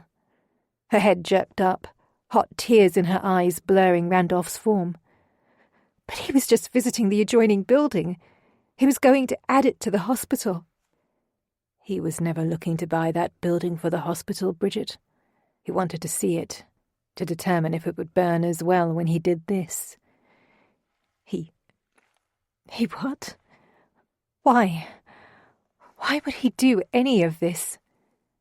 His arms still clenched tightly to his thin frame, Randolph shrugged with a sigh. "He has been thinking to shut down the hospital, Bridget. He has been for months." "But why?" Her brow furrowed. "Aside from his obvious disgust of the ill, why?" Randolph took a hesitant step toward her, yet his hands remained behind his back. "Its success is also its downfall. The people have come to depend on the hospital too much. They recover too well. Healthy people are people that demand more. They aren't as thankful for the scraps Bornstein throws them, and that he can't have. It threatens him." The tears in her eyes morphed into a bitter storm of rage in her stomach, so thick it sent bile up her throat. "So he burns down a hospital that helps sick mothers, sick children? His people. The people he claims he helps." Randolph nodded. "What sort of madman is he?" Randolph paused, his look going to the ruby-red velvet curtain hanging in front of the lone window. His thin jaw shifted back and forth for a long moment, before his look travelled back to her, his brown eyes both apologetic and defiant. "One that has given me you." She sucked in a gasp, instantly realizing the precarious state of her current position. "He gives me to you? What are you talking about?" She looked to her bound hands, understanding swallowing her whole.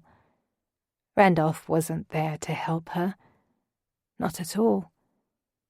Her gaze crept back up to him. "Why are you not untying me, Randolph?"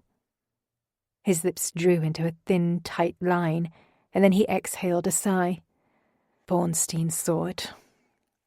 Saw I wanted you. He offered you to me if I told him the truth about Alder. The truth about your fictional husband. He offered me a chance for us to be happy.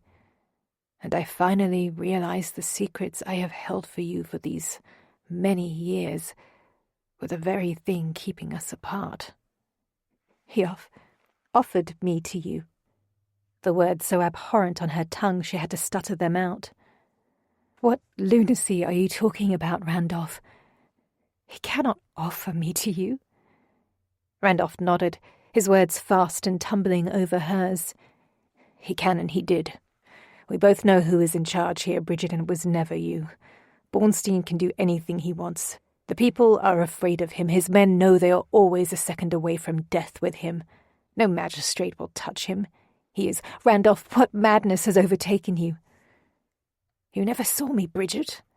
His head started to shake, his words speeding faster. Never. Never past what I could do for you, what I could do for the hospital. Silently frantic, she started to twist her wrists in the ropes again. You are a fine surgeon, Randolph. You know that. I have told you that 1,000 times. But that is all I am. A fine surgeon. I'm sorry, Bridget, but this was the only way. I think in time you will see that. See what? His mouth clamped shut and he stared at her, silent. See what, Randolph, what? It was hard, Bridget. I don't think you appreciate that. His brown eyes narrowed at her, accusing. It was all I could do to get Bornstein to agree to it. Agree to what? He wanted to put you in his whorehouse on Wild Street. Drown you so full of laudanum that he would go quietly. Stay quietly. He wanted me to do it. The blood drained from her face, her head going light, spinning. But you stopped him. You stopped him, didn't you? I did, and you will be grateful for that. A smile carved onto his face, almost as if she had just complimented him on his cunning. Bornstein gave you to me. He has a house for me. As long as I keep you. As long as you don't try and escape, he will let you live in my house. I will have to lock you up for a time, until you accept it. That I have already determined. She curled back on the bed, disgust firing through her veins. As long as I am captive, alive. That is how I think of it. I am saving you, Bridget. So now you work for Bornstein, her words screeched. Is that what you've sunk to? His lips fell back into a terse line. I am finally getting what I want in life. So no, I do not think of it as sinking. But Hunter, Randolph jumped forward, the back of his bony hand swinging fast, slapping her across the face. She fell back onto the bed, and in the next instant his hands went down to either side of her on the bed.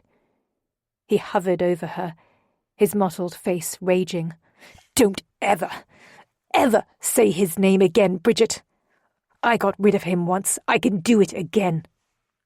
He shoved himself off the bed, stepping back, his right hand going to smooth the hair at his brow. Her head bobbed as she tried to right herself, reeling in both pain and the sheer disgust at the person Randolph had turned into. Then a deeper realization took a hold of her body, sending a tremble into every one of her muscles. Her eyes slowly lifted to him. You lied to me years ago, didn't you? You were the one that told me Hunter was gone. Abandoned me. No one else. Just you. I thought everyone at the hospital was being kind, not mentioning his disappearance. But he didn't abandon me. It was you. Randolph didn't answer. He didn't need to. The twitch in his left eye told her everything she needed to know. She leapt as hard as she could, with her tied wrists screaming from the bed, her right leg swinging wide at him. Her boot caught him in the gut before her bound arms yanked her to a cruel stop, and she dropped to the floor, dangling from the post. Randolph went tumbling to his knees, catching himself on the floor. For a moment, fire flashed in his eyes, and he looked like he was going to charge on her. She was ready. She was half splayed on the floor, hanging from the post, but she was ready. She was ready to claw, kick, bite, do anything to escape. Anything. Anything to put him down. Put the weasel down. If she could do that, show him as the utter weakling he was, then Bornstein himself would put Randolph out of his pathetic existence. She twisted her hands, her heels digging into the floor to brace herself. He didn't attack. Instead, Randolph's thin fingers splayed long onto the floor, and he pushed himself up to find his feet. Silent, he turned from her, walking to the door. He paused at the entrance, not looking back at her. "It was me, Bridget. He gave me the note to give to you at the hospital in Spain, and I destroyed it the second he left the hospital grounds." He looked back at her. "It was easy to remove him from your world years ago.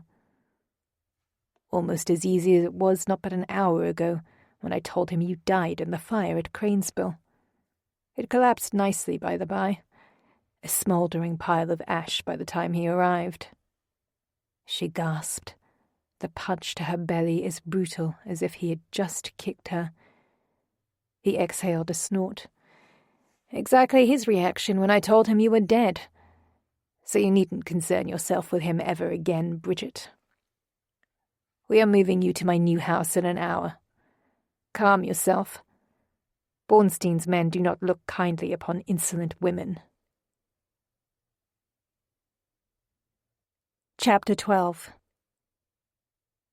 Hunter stood outside the Joker's Roost, looking up at the decayed brick facade, the interior aflame with cutthroat debauchery and excess. His eyes flickered down from Bornstein's main den of gaming and whoring to the man standing at his left. "I wouldn't choose to ask this of you, Lippenstein, but you are." Logan's eyes didn't leave the building, his look centered on the windows that lined the 4th level. "I am. You know Bornstein better than anyone, Logan, and I have no other way. She is worth this." Logan's look remained locked on the building. "She is worth everything." Logan gave one nod and started forth. After a discreet inquiry with the barkeep, the two men were soon being led up to the 2nd level of the building, what had at one time been a grand mansion, now neglected into crumbling rot. That Hunter had been forced to go to Logan was evidence of just how very desperate he was, for all Logan had given him throughout the years, for all the bottles of brandy Logan had yanked him from the bottom of. Hunter didn't want to have to request this of Logan. He knew he was pushing Logan to his limit by asking him to set foot in the Joker's Roost. But yet there Logan was, helping Hunter to the end. Good man. The brute leading them up the stairs opened a door at the end of a long hallway, and Hunter and Logan stepped into the room. His customary purple and orange overcoat draped from the back of his chair, Bornstein sat behind a wide desk, stacks of dull sixpences and papers littered about the surface. He stared at a sheet of paper in his hand, not looking up at their entrance. The door closed and 3 guards moved into position behind them, a wall blocking them from the door. It didn't bother Hunter. He had sized up each of the guards as they had passed them. Logan and he could take them down. For a long moment, Bornstein's head stayed tilted downward, his focus on the paper and ink before him, as he made a show of refusing to be interrupted. Hunter looked at Logan. Logan just gave a slight shake of his head. Hunter was left to mimic Logan's casual stance, staring at the greasy strings of hair swept back across Bornstein's balding head. For long seconds he debated about stepping forth to bang the man's head into the desk, but that would leave Logan to handle the 3 guards, and no clues as to where Bridget was. A plan, but not a good one. Do as Logan instructed. That was the one condition Logan had demanded for helping him. And if Logan wanted him as docile as a hummingbird at the moment, He would be a damn hummingbird. So Hunter channeled all his rage down into his arms, into his fingers that were curled into his palm, cutting his own skin. All while holding a placid look firmly on his face. With a heaving sigh, Bornstein flipped the paper in his hand onto the desk and looked up at his guests. His beady eyes set on Logan. "This is a far less force ye bring before me than the last time, boy." His look shifted to Hunter. "And ye, I thought I recognised ye. Childhood friend me ass. Ye be one of his men. I should have known." Hunter nodded. There was no use denying it at this point. He had been in the Joker's Roost before, helping Logan and one of the other Revelry's Tempest guards to extract his wife from a precarious situation at Bornstein's private gaming table. "Then you are already aware we are here for Mrs. Morton," Logan said, his deep voice even. Bornstein flipped his meaty fingers in the air. "Bah! He don't want the trouble of that lying bitch." She was alive. Hunter's nostrils flared, the breath of air he sucked in filling his chest, his heart speeding. Bridget was alive. He had known it. Now they just had to find her. "On the contrary, we do want her. And if trouble comes with her, we accept it." Logan's voice went hard, commanding just as Hunter had known him to be during the war. Bornstein chuckled. Leaning back in his chair as he flicked his fingers in the air. "I don't have her, boy, so you can save your outrage.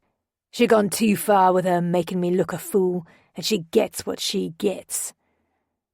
Logan took a step forward. "You burned down a damn hospital, Bornstein. You think that not too far?" "I don't think it far enough, boy." His fist slammed down on the desk and sent papers scattering from piles.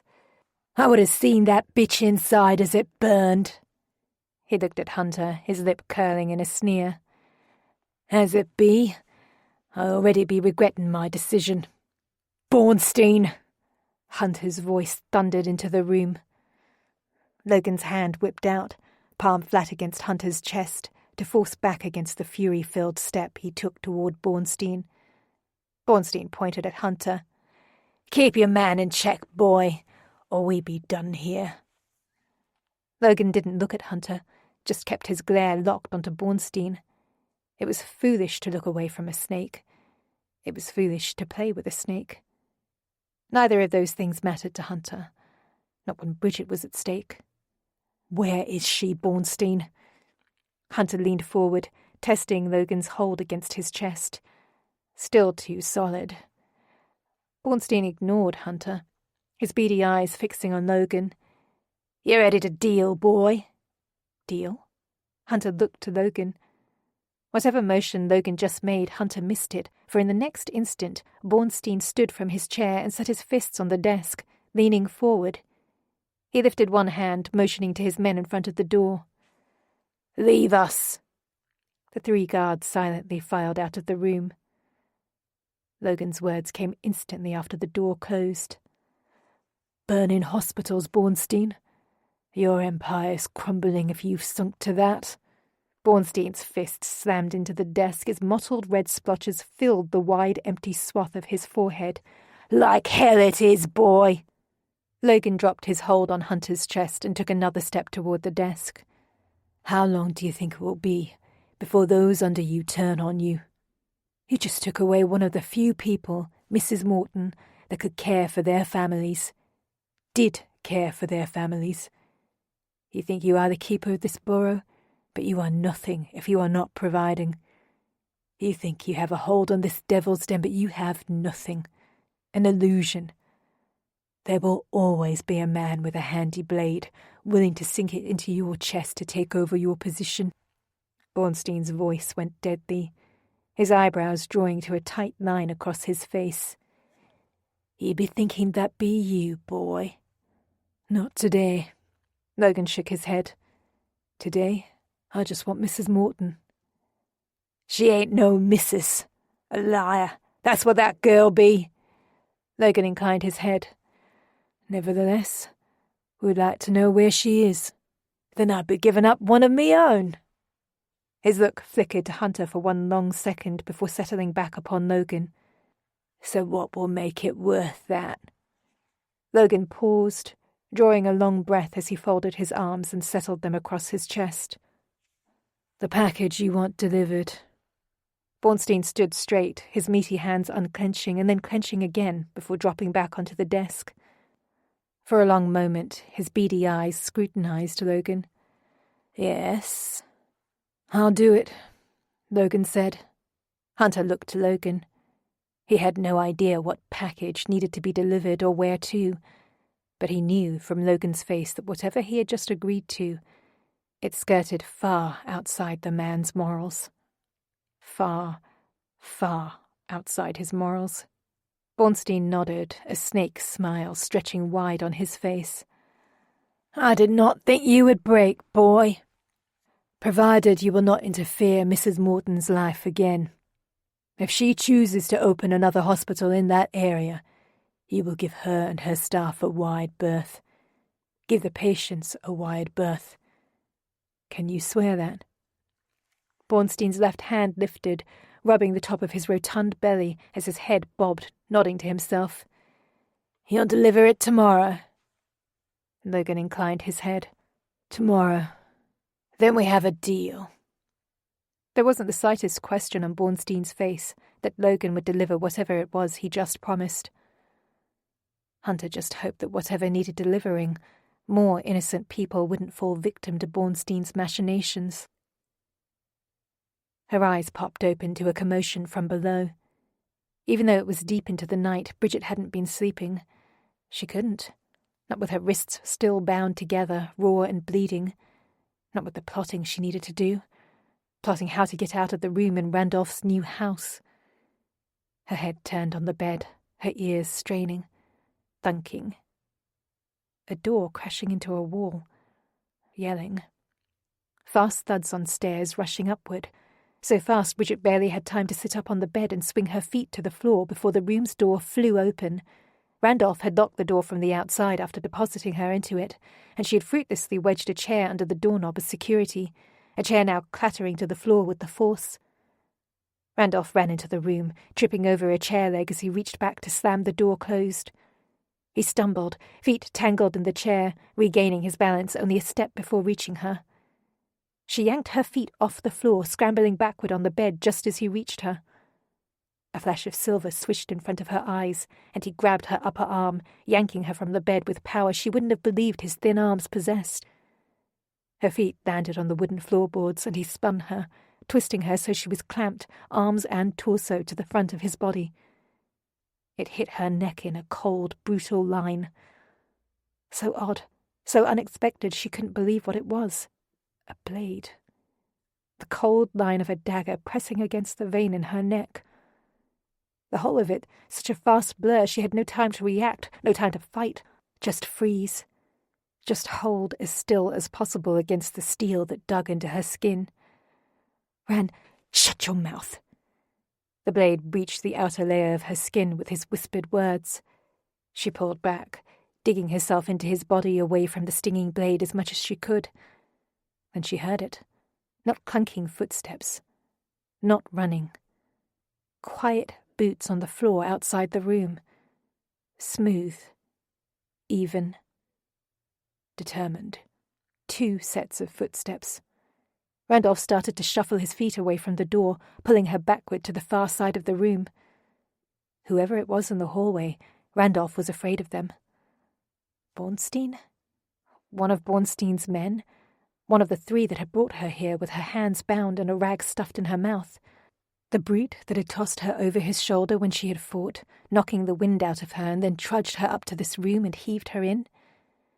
She ran through her initial inspection of the room in her mind as her gaze flew about, trying to recall anything she had seen that could be used as a weapon. She had found nothing sharp enough to cut through the thick rope that still bound her hands together. The closest thing had been the edge of the dresser, and though she'd spent an hour rubbing the rope against that edge, it hadn't even snapped through one cord of the rope. Her frantic look landed on the lit sconce next to the door. The glass, if she could break it without sending the oil everywhere and starting a fire, at least she would have a sharp shard. A shard. The window. That would have been perfect to break. Damn, why hadn't she thought of that earlier? She would have been able to at least cut through the ropes at her wrists. The sound of footsteps outside the door stopped. Gone? A blast of wood splintered, flying in at them as a boot kicked the door open and answered the unspoken question. Randolph reeled back further, dragging her with him as his voice pitched high. "Stop! Stay away or I slit her throat!" The flurry of the two men rushing into the room stopped instantly. Both men stilled, staring at Bridget. The air left her chest in a gust. Hunter. Hunter here for her. He'd found her. Her hands lifted, her bound wrists stretching out to him. Hunter! Randolph jerked her backward, her feet flying out from under her as the blade sank deeper into her neck. Hunter's hands lifted, palms up. The man next to him mimicked his posture. She looked hard at him. The man she'd talked to at the gaming house. Hunter had said his name was Logan. Both of them looked calm. Looked like they weren't facing a madman digging a knife into her neck. A cordial smile layered onto Hunter's calm facade. "Randolph, you don't need to do this." Hunter's voice was the epitome of calm detachment, but Bridget could see it in his dark eyes. Panic. Panic mixing with fury that was straining for the moment it could release. "Don't tell me what I should do." Spit from Randolph's mouth landed on Bridget's cheek with his screech words.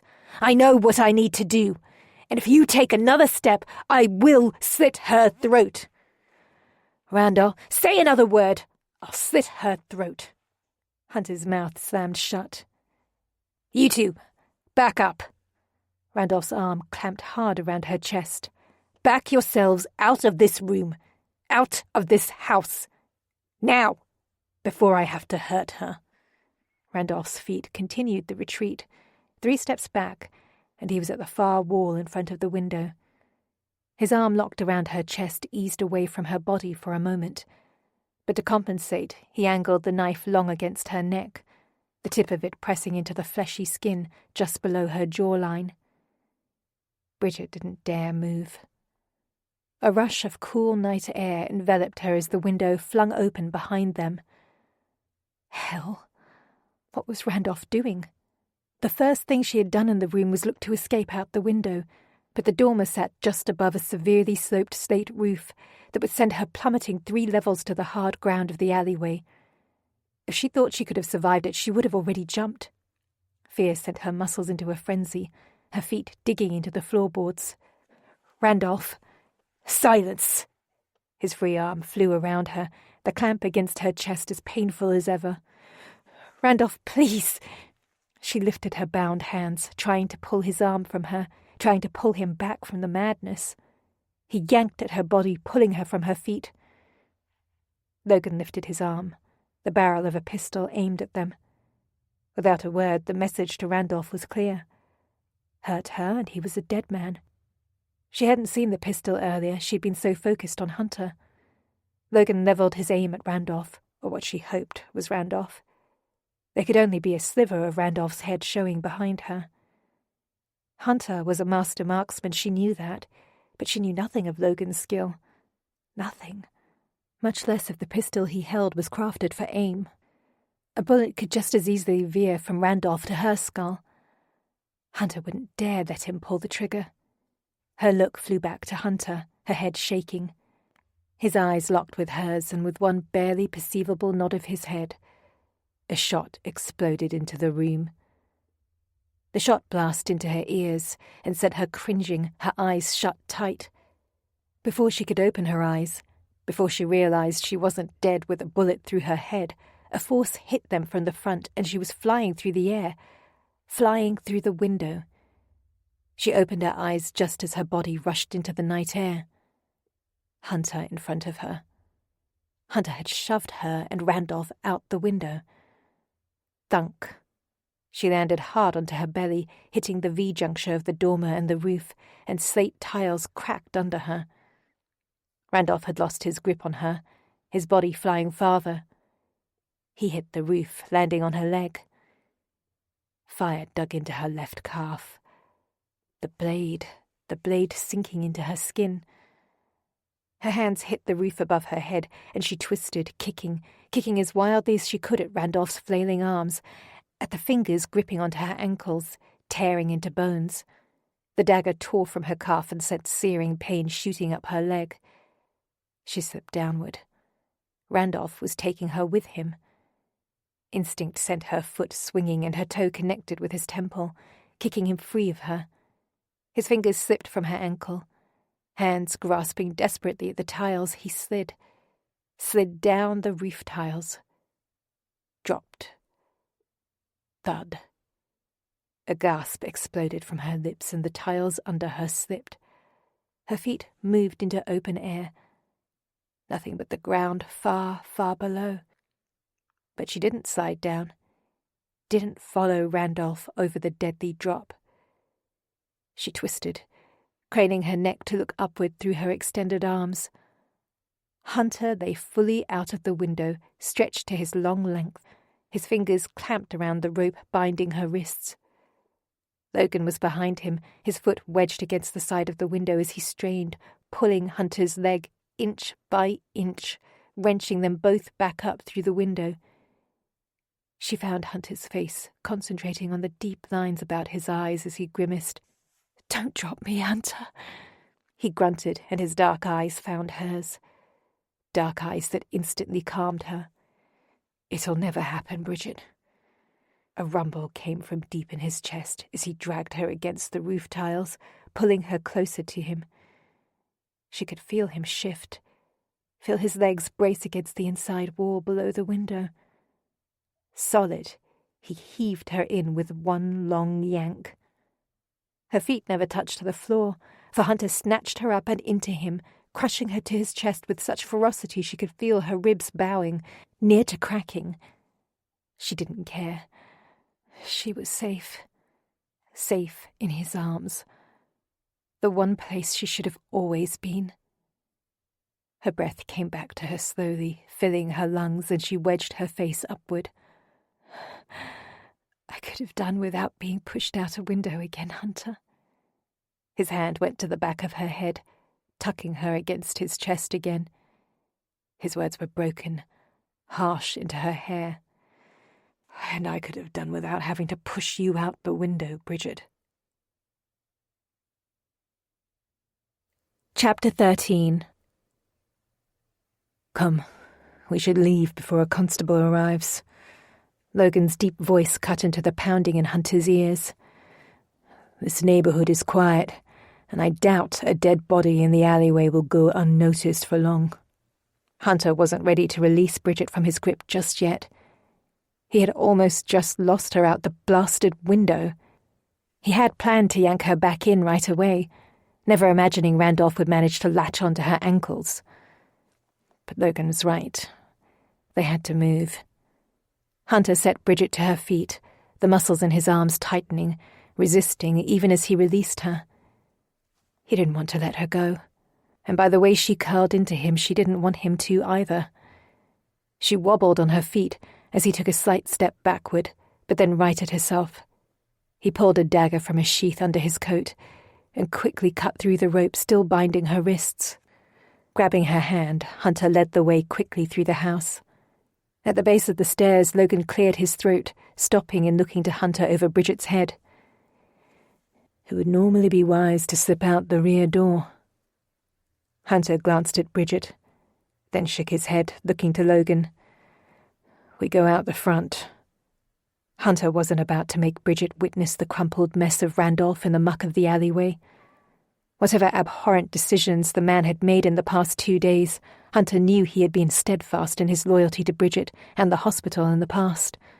The countless lives he had saved during the years had to be remembered, not what he had become. Logan moved to the front door, ushering them out into the street. Hunter wrapped one arm about Bridget's shoulders, holding her as close to him as possible as they started walking along the footpath. She was limping, leaning into him, though she hadn't let even a whimper slide from her lips on the matter. so whatever had caused it could wait until they were clear of the area. Flanking the other side of her, Logan secured his pistol under his tailcoat. In silence, they walked past several cross streets before they were far enough away to slow their gaits to a relaxed pace. Bridget pointed to the spot where Logan's pistol had disappeared behind dark fabric. "Did you hit him?" "No, nowhere near it, Miss Morton," Logan said. "Did you not see the bullet hole in the wall 3 feet away from the window? That was as close as I dared." A smileless chuckle escaped his lips. "I was just distracting him so Hunter could pounce. I am an excellent shot, but the only person I would trust to take a shot like that is your man." Bridget nodded, her jaw slightly askew as she craned her neck to look up at Hunter. "How did you find me?" Hunter tipped his head to Logan. "Lippenstein managed to convince Bornstein to tell us." Her gaze whipped to Logan. "It appears I owe you a great debt of gratitude." Hunter's footsteps halted and he turned both him and Bridget to face Logan fully. "As do I, Logan." His arm tightened around her shoulders. "You do not know what you have given me, but it is worth everything." Logan's look dipped to Bridget. "I can see that it is. Logan, the package, whatever it is, I will deliver it," Hunter said. "I will not have you sacrifice your integrity at the altar of Bornstein." Logan shrugged. "Thank you, but I'm afraid it is something only I can deliver. I knew what he would be asking of me before stepping foot into his lair. You are positive I cannot help?" "Positive. And do not look at me so, Hunter. There is honor in bringing those that should be together, together." His look shifted to Bridget, and then back to Hunter. "I will take care of Bornstein and his request of me." He pointed to the intersection of roads that was 5 steps to their left. "And I leave you here." "Thank you, my friend." The smallest smile angled the corners of Logan's lips. He started down the side street, only to stop a few paces away and turn back to them. "Actually, I do have one thing to ask of you, Hunter." "Anything." Hunter didn't hesitate. Logan stepped back to them. "You know you are one of my most trusted guards." Hunter offered a nod. "Then I have something to ask of you and Miss Morton that requires the utmost discretion." "What is it?" Hunter asked. "What do you think of the northern moorlands? I'll be gaining control of some land in Northumberland, and I understand that the last healer in the area died last year. There's been no one to replace her. Son's a travelling apothecary that does more harm than good every time he makes it through. Miss Morton's skills would be most appreciated in that area, and equally important, your assistance in managing the land would be even more appreciated by me, Hunter. I would trust no one more than you to be steward of the land." Hunter sighed, his exhale sending a low whistle into the night. "You're telling me to get us out of London, aren't you?" Logan offered one nod, his mouth grim. Hunter's hand along Bridget's shoulder curled, collapsing into a fist. "I will not allow us to live our lives in fear of reprisal, Lippenstein." "Which is why Northumberland is a useful solution. You yourself have talked about the beauty of the rolling hills and desolate landscape. You hate London. Does your future wife care for life here?"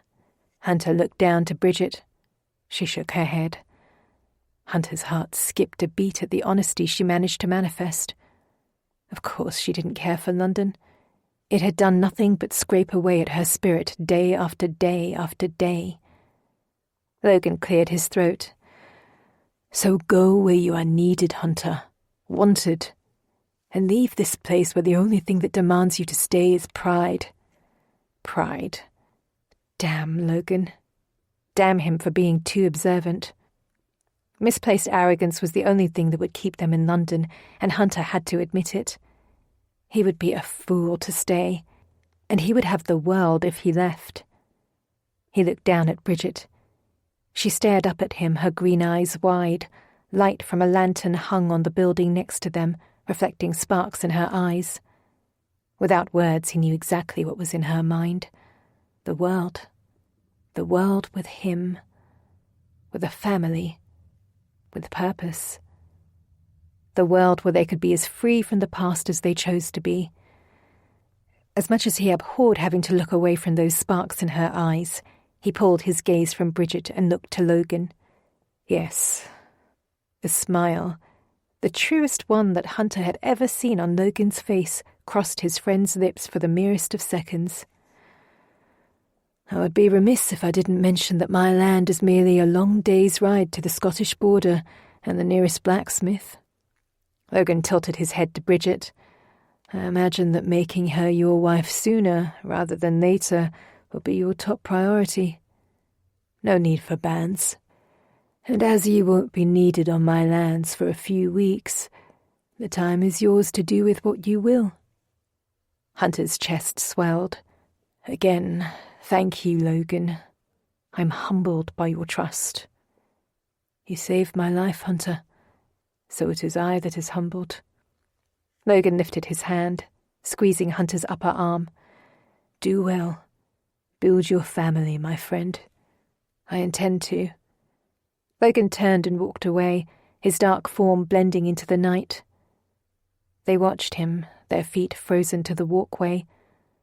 Hunter kept his gaze on Logan's back. Tell me why you're limping, Bridget. You noticed. I did. Randolph's blade sank into my calf. He glanced down at her. Hell, Bridget, that has to hurt. How have you not whimpered on it? Her gaze stayed on Logan's retreating form, though a wry smile touched her lips. I haven't seen the blood yet. Just wait until we get back to your house and you have to tend to it. Hunter looked into the darkness only to see Logan finally disappear into the distance. Bridget twisted, looking up at Hunter. You saved Logan's life. I did. A slight grin settled on his lips. In that little village in Spain where I first laid eyes on you. You realize you saved his life as well? I did. Her eyes went wide. With my father. He was one of those soldiers in that infirmary. I didn't recognize him, though all of those men were ridiculously beaten and bruised. Hunter nodded. Lippenstein was the one with bandages wrapped about the top of his head and over his eyes. Her look dropped from him, her eyes searching the darkness where Logan had vanished. Fate is a funny, funny conspirator. That is, without a doubt. Hunter wrapped his free arm around her, pulling the length of her back tight to his torso. He set his chin on the crown of her head, staring down the dark street. Why do you think the fates took pity on us and entwined our paths once again? I think the fates realized their mistake in parting us. She craned her neck to look back at him. I think we were both quite terrible at life without each other. He kissed the top of her head. But together, we can conjure up the slightest bit of normalcy. I will fight for that any day. She spun in his arms, her hands lifting up to capture his face between her palms. As will I. I love you, Hunter, come what may. She lifted herself onto her toes and kissed him, then pulled slightly away. And I think this, us together, is fate's reward. He didn't let her escape him so easily, and he bent down, his lips brushing against hers, even as he spoke. It had better be, Bridget. It had better be. Epilogue. Northumberland, September 1816. Bridget lifted her chin from the heat of Hunter's bare shoulder, peeling their skin apart. For the chill in the air, they had both worked their bodies into a sticky frenzy during the past hour. So much for the final cleaning of the gamekeeper's cottage. They'd only managed to work at it for 2 hours before Hunter had demanded she take a break. On his lap. On his naked lap. Her lips still full and bruised from his onslaught, the wide smile on her face stretched her lips tight as she pulled away from him. She kept her arms draped close to his neck, with her hands remaining clutched to the top rung of the chair he sat on. Her legs still straddling him, she found the silver-blue flecks in his dark eyes, sparking as she wiggled her hips against him. That was a nice break. He swatted her backside. Don't start that again, or we'll never get this place cleaned and ready for patients, and I am done letting you traipse all over the countryside. With an exaggerated sigh, she extracted herself from his lap, and then stood, bending over and sorting through the mound of clothes for her shift. We wouldn't need to get this done so quickly if you would let me continue to see patients in their homes. She glanced up at him, a wicked gleam in her eye. If I can ride you, I can ride a horse, Hunter. He stretched out a hand to find his buckskin breeches in the pile. Don't even try that, Bridget. You agreed. I'm just holding you to our compromise. He shoved his foot into the leg of his breeches. Your womb is hard now, showing, and that was the agreement. You'll see patients here until you're fully recovered from the birth. He stood, tugging his breeches into place. I'm not about to chance my babe in your belly to the overly busy schedule you like to keep with the residents. Hiding a smile, she set her short stays in place over her shift and turned her back to him. But I still feel like I don't need to be a delicate china doll just yet, Hunter. That is all. He snugged the ribbons on her stays and tied them, then leaned down to set his lips next to her ear. You may not feel like it, but that is all I see and all I want to protect. You don't know how hard it has been for me to watch you ride out into the countryside every day these past months. Stays in place, she spun back to him, wrapping her arms along his bare waist, which is precisely why I agreed to this. I hate looking back and seeing your face set with such grimness. Remember, this is still a 10-minute walk from the castle. He settled his arms around her. That alone should keep your legs moving enough to ward off the idleness you are so afraid of. She poked at his chest. I am not afraid of slothfulness. I have relaxed plenty since we arrived in Northumberland. His eyebrow cocked. You relax only when I entice you into bed. But I do, that is the point. Her hand splayed wide on his chest and she smiled up at him. And is relaxing in bed such a bad thing? He chuckled. Not from my perspective, no. Exactly. And once the surgeon that worked with Marjorie at the new hospital in London arrives here, I will be far less busy. Is he to arrive soon? A letter arrived from Marjorie this morning, didn't it? It did. She said the man will be arriving within a month, so we'll need to get one of the empty cottages ready for him. She wrote that he was the second best physician she'd hired, and he studied under my father years ago just before the war, so I have high hopes for him. Is the new hospital as busy as it was when it opened? She mentions it has evened out to a nice pace. The people have to walk farther to get to it, but I feel so much better knowing that they are operating outside of Bornstein's territory. He kissed her forehead, releasing her and turning to the pile of clothes. Thank goodness for the building Logan managed to procure for it. She nodded, reaching for her dress. Thank goodness for Logan in general. When is his next trip north? I'm not sure. Hunter shrugged. Last time he was here, I got the distinct feeling that he wanted to be far, far away from here. Or at least far from the castle. Almost as if worms were crawling under his skin just walking through the corridors. Did you ask him about it? Hunter's head ducked under his white linen shirt.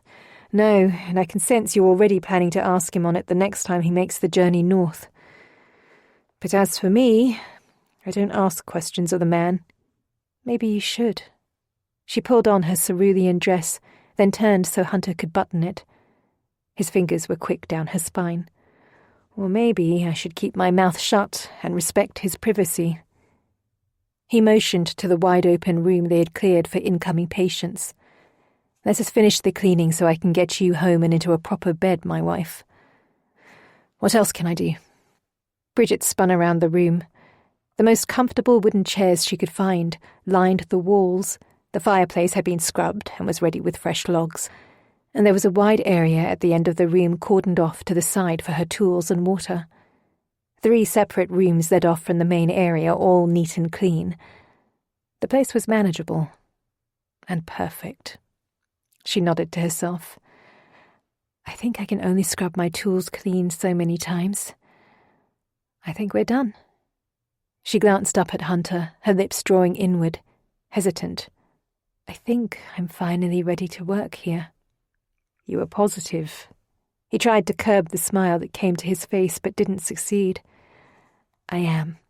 As long as you promise to come out with me when I need to see those that can't make the trek here, then I'm ready. Her eyes left his face to look about the room again. This is ideal. It feels perfect, Hunter. He stepped to her, slinging an arm about her shoulders and pulling her into his body, then kissed the top of her head.